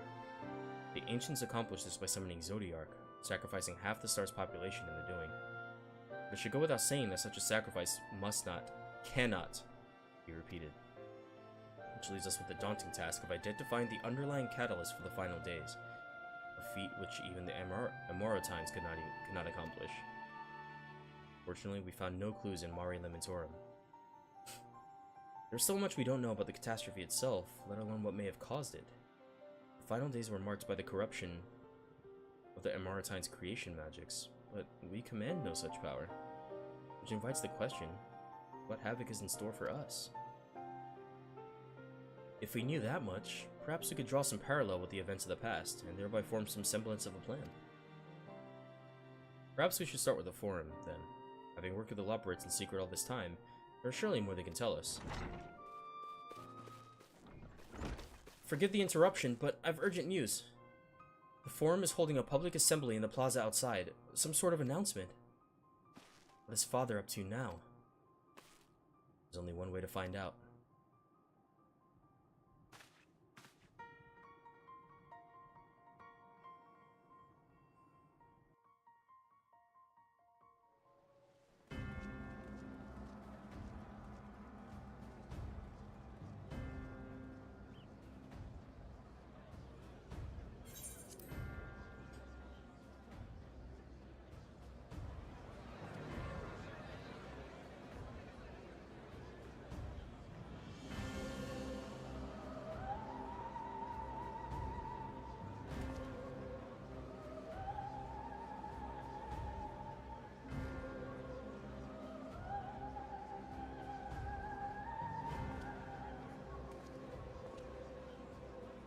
Order!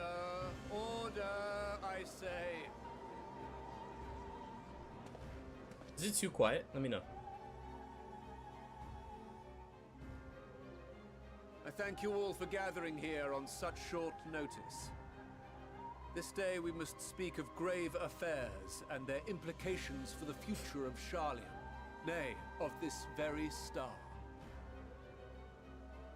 Said affairs concern all citizens, So we have called for a public assembly.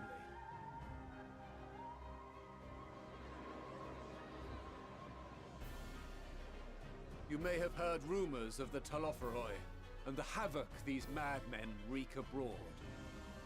Under normal circumstances, we would pay little heed to petty disturbances outside our borders.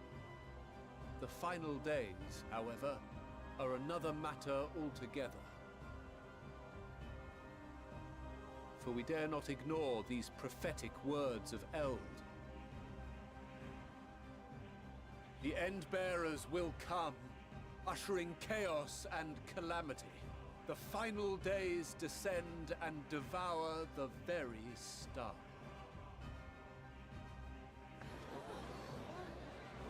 I've never heard this prophecy. Is it true? Will all that really happen? Calm yourselves. The time has come to speak of the Forum's most sacred duties. But first...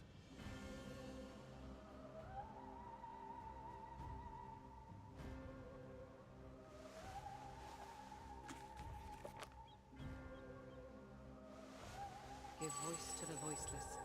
Let bindings be Ah. unwound. By unanimous decree, I declare the enchantment broken.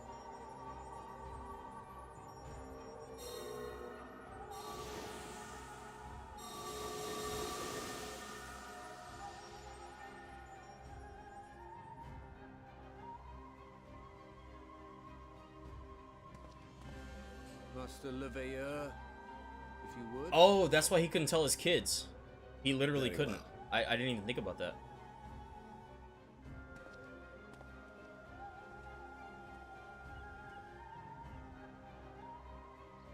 "270 years ago, our forebears began an expedition in the Dravanian hinterlands, in search of a route to access the ethereal sea. This much is public knowledge. Their findings, however, would become the Forum's most closely guarded secret. What those researchers discovered in the hinterlands was not a passage unto the ethereal sea, but the very heart of our star, and Hydaelyn herself. What? She spoke to them of a calamity that would extinguish all life, and of a means by which we might be spared. The moon. 'Tis in truth a gargantuan vessel built to serve as sanctuary for her children and deliver them from this doom. Much like Nunkref's hope in ages past, it will bear the people of a world in the throes of death to a new home. Needless to say, this will be no small undertaking. To facilitate the great work, the Forum has maintained close contact with the servants of Hydaelyn, who presently reside on the moon. Convinced that the foretold end was all but inevitable, we began amassing a wealth of knowledge, not merely for the betterment of our nation, but in preparation for the journey to come. You reveal this to us now? By the gods, how long do we have?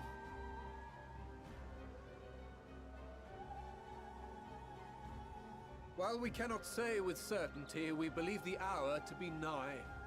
We received a transmission from the moon suggesting as much not long ago.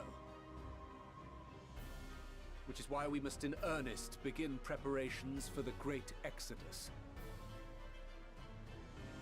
For his impressive contributions and the leadership he demonstrated during our withdrawal from Dravania, we have elected Master Leveilleur to oversee this initiative.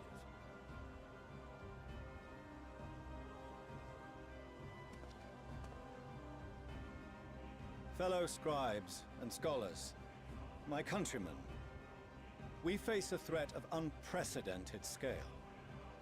We must challenge the trials before us with composure and conviction if we are to find salvation. The wisdom of Sharlayan has ever been a shining beacon in the darkness, and so it shall continue to be. It is our solemn charge to see our heritage preserved for future generations. For those who will come after, we will brave a new frontier.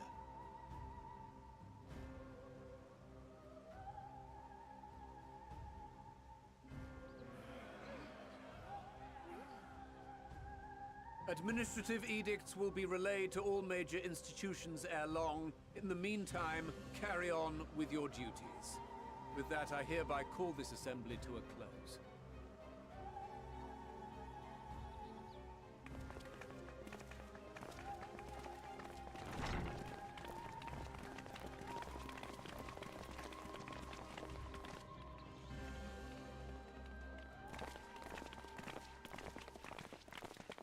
What about everyone else? What about the rest of the world? Y'all got something in mind for that? Do you remember what Mother told us when we visited home?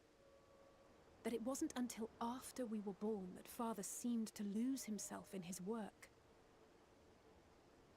If that great work of his was the evacuation of this star, then... Yes.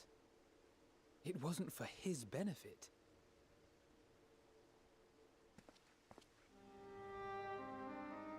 Would you mind waiting here a moment? I wish to speak with Father before we leave. Yeah, take your time, man.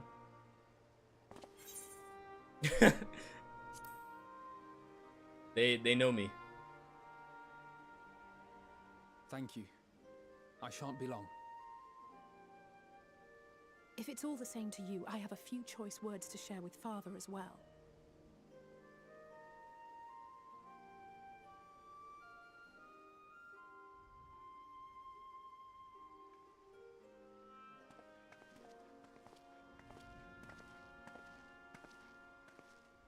So, come to call us cowards and bid us join your fruitless battle against the inevitable.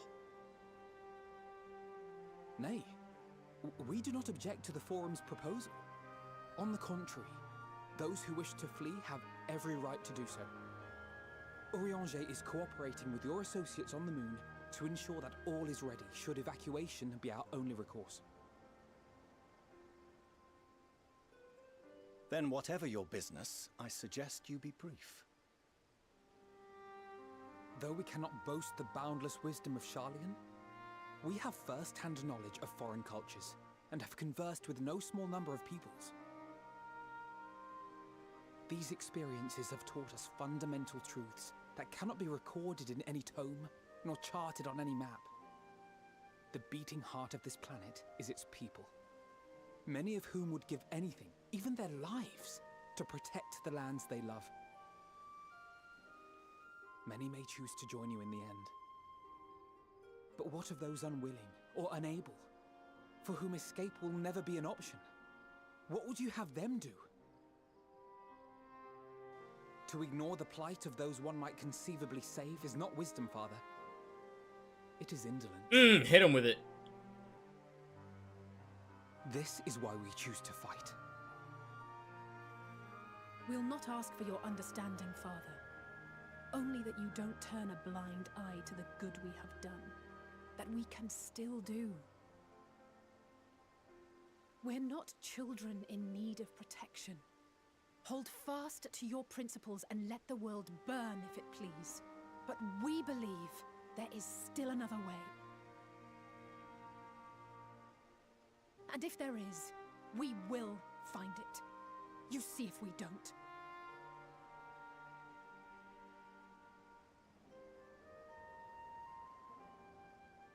Do as you will. Just stay out of our way.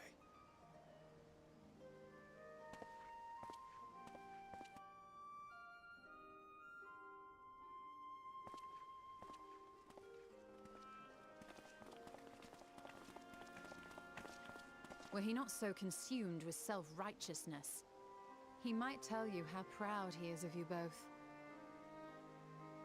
Bold words call for bold action, and there'll be no turning to your father should plans go awry. As if I ever would. So long as there are those who wish to stay and fight for this star, we have to do what we can to help them.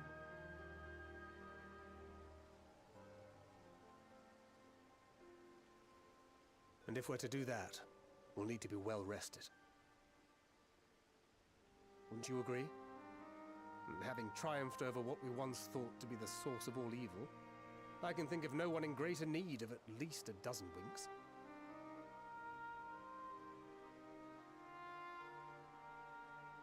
Shall we then? To the Annex, to prepare for tomorrow.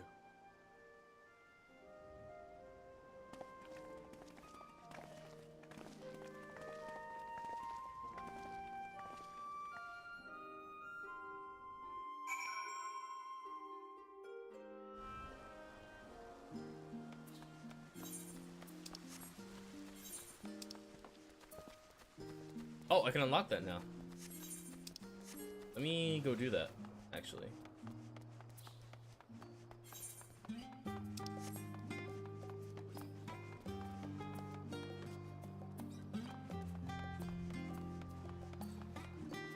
The last one's probably going to be for whatever the last two areas of the game are.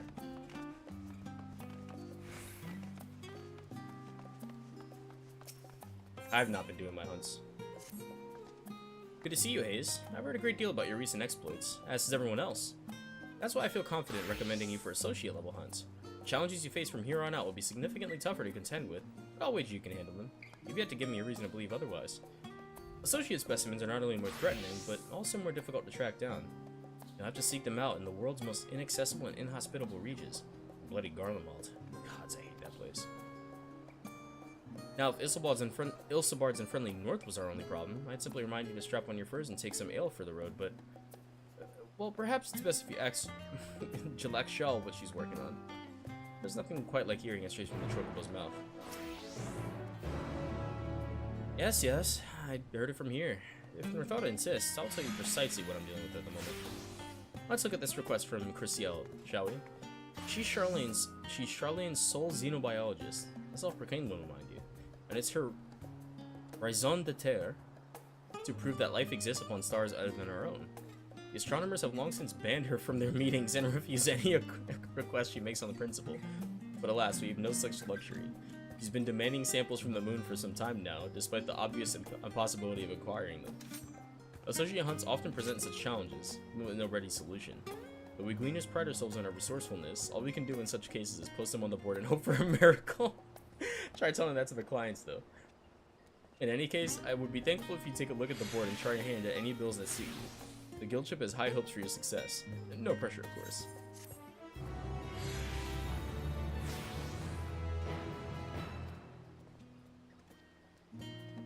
Nice. 89. Well, fuck off. I want to do it now. Let's see. Unfortunately, I've seen all these. I think. Oh no, I haven't even been there yet. I'll take them though. Let's see, do I have the other one? I haven't finished it, but I'll get a new one. Why not? Alright. I'm so used to being on my mount. I've been in Overworld for the past, like, what, 5 days?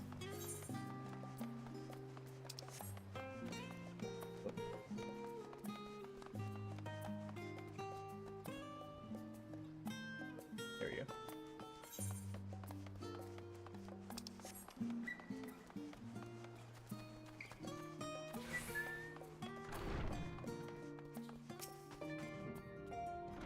Carl tells me the Forum made a rather momentous announcement. So there's to be a great exodus, is there? I'm reminded of my narrow escape from the Isle of Val. The realization, the running, a mixture of relief and regret after. Why me, I ask myself. Why me? Why us? Why now? Why wonder? There's no use fretting over the cosmic morality or lack thereof. We're here, and we'll get through this together. And who knows, maybe my luck will rub off and grant everyone a narrow escape. There's no harm in praying for as much. Oh, but enough of my rambling. I'm sure you're exhausted. Your chamber awaits.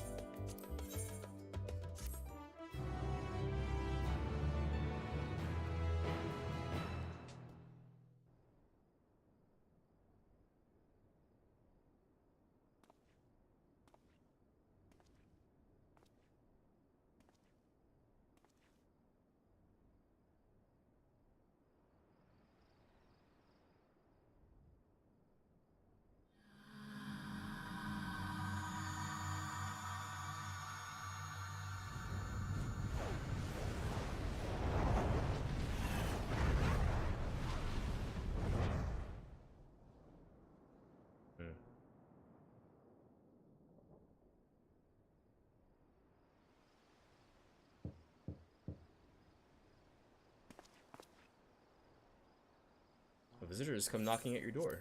Whoever could it be? Oh.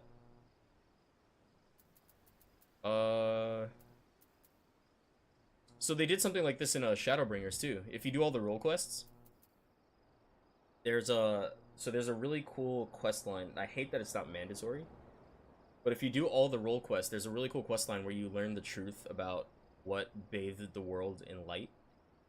And like while you're going through that, there's a bit where no, I'm sorry. If you've done that quest, if you've done that entire thing, all the role quests, and then you learn about the truth, and you learn about Celia and how she was the Shadow Keeper, and how, you know, she was actually with the 5 Warriors of Light when that happened, but nobody talked about her. If you learned all of that, there's a part in Shadowbringers where you'll get a knock on the door, and the reason why you have to finish a role quest is because it's going to be the people whose role quest you did, right? You're gonna knock on the door, and then you can say it's them. If you've done them all and have done the follow-up optional quest with Celia, and you learn the truth, she's an option, and she could come and she'll actually speak with you about the situation, like the actual story. She's like, I heard about this, blah blah blah, and then she gives you insight on what she went through when her world was destroyed.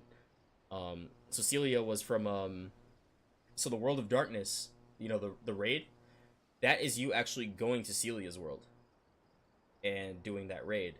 Her world was destroyed. And she left and made it into the source. And then Unukalai, the guy that gives you the Warring Triad quest, he ended up in our world.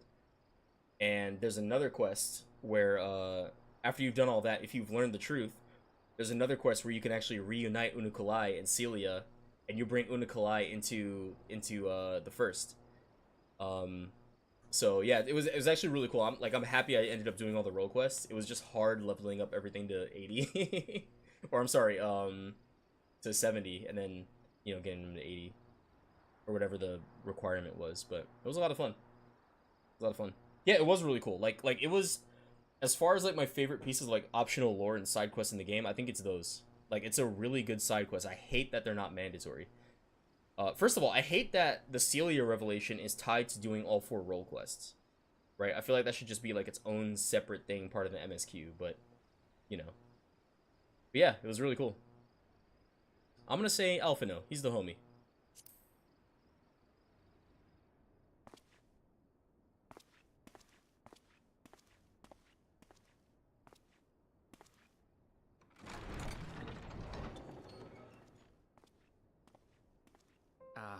I hope I didn't wake you.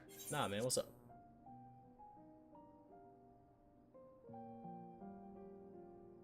I pray you will forgive the unannounced visit, but I wish to speak with you before retiring for the night.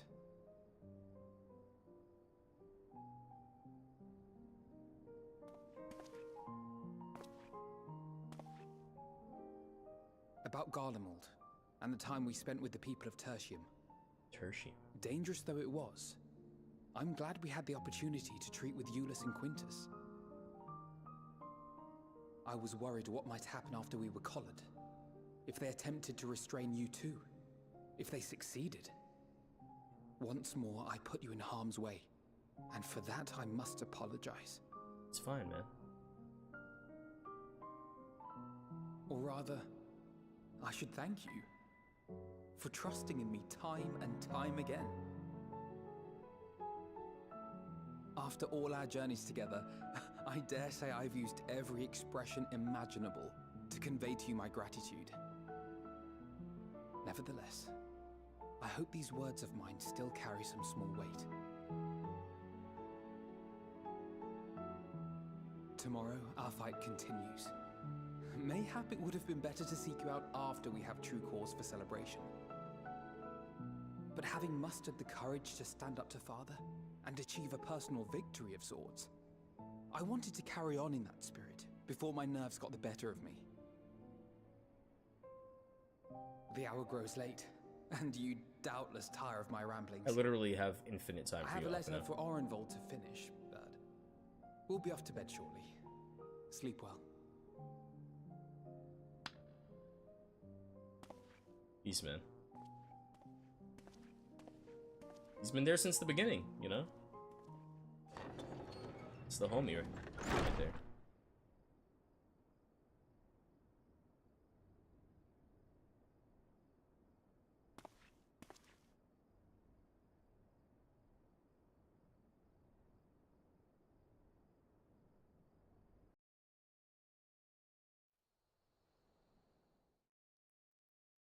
A short while earlier, the Alamegan Quarter.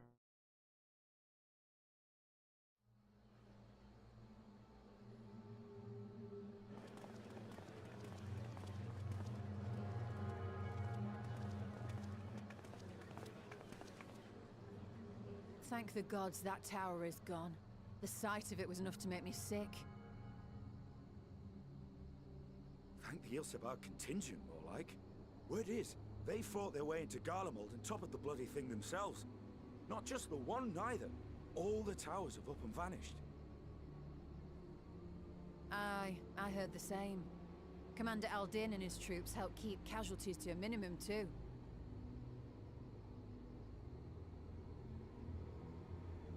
But is it true they brought back tempered Garlean soldiers? As Commander Aldin tells it, they've a treatment for that now. But don't you worry. Cured or not, they've no plans to bring them into the city proper. I see. Well, that's a relief then. I know we've brothers and sisters among the lot, but I can't say I'm eager to welcome them home. Oh god, here we go. Is that Euless? Wanted to think about it for a while yet. They're to be looked after in Alagana for the time being.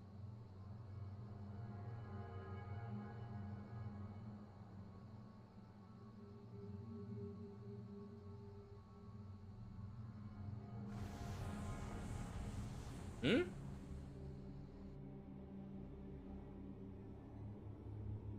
Meanwhile, in Ishgard.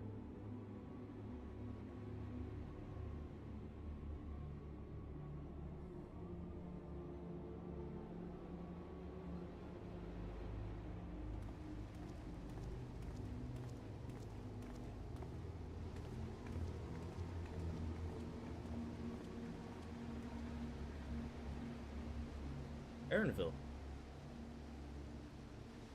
Another day, another commission of paramount importance.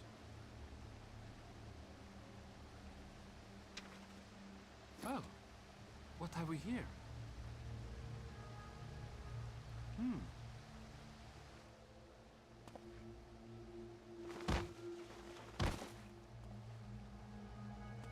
Hey, are you all right?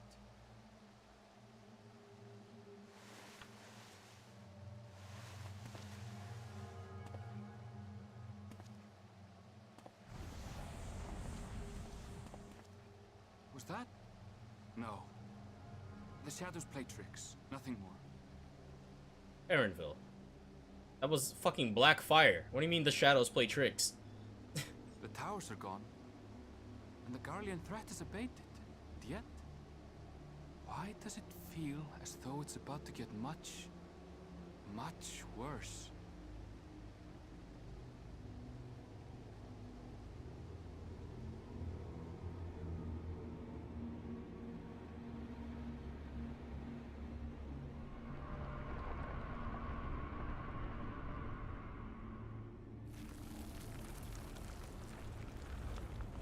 What?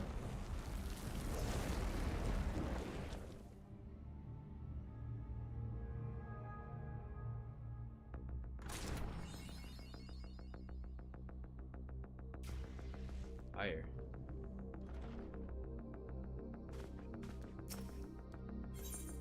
Skies aflame.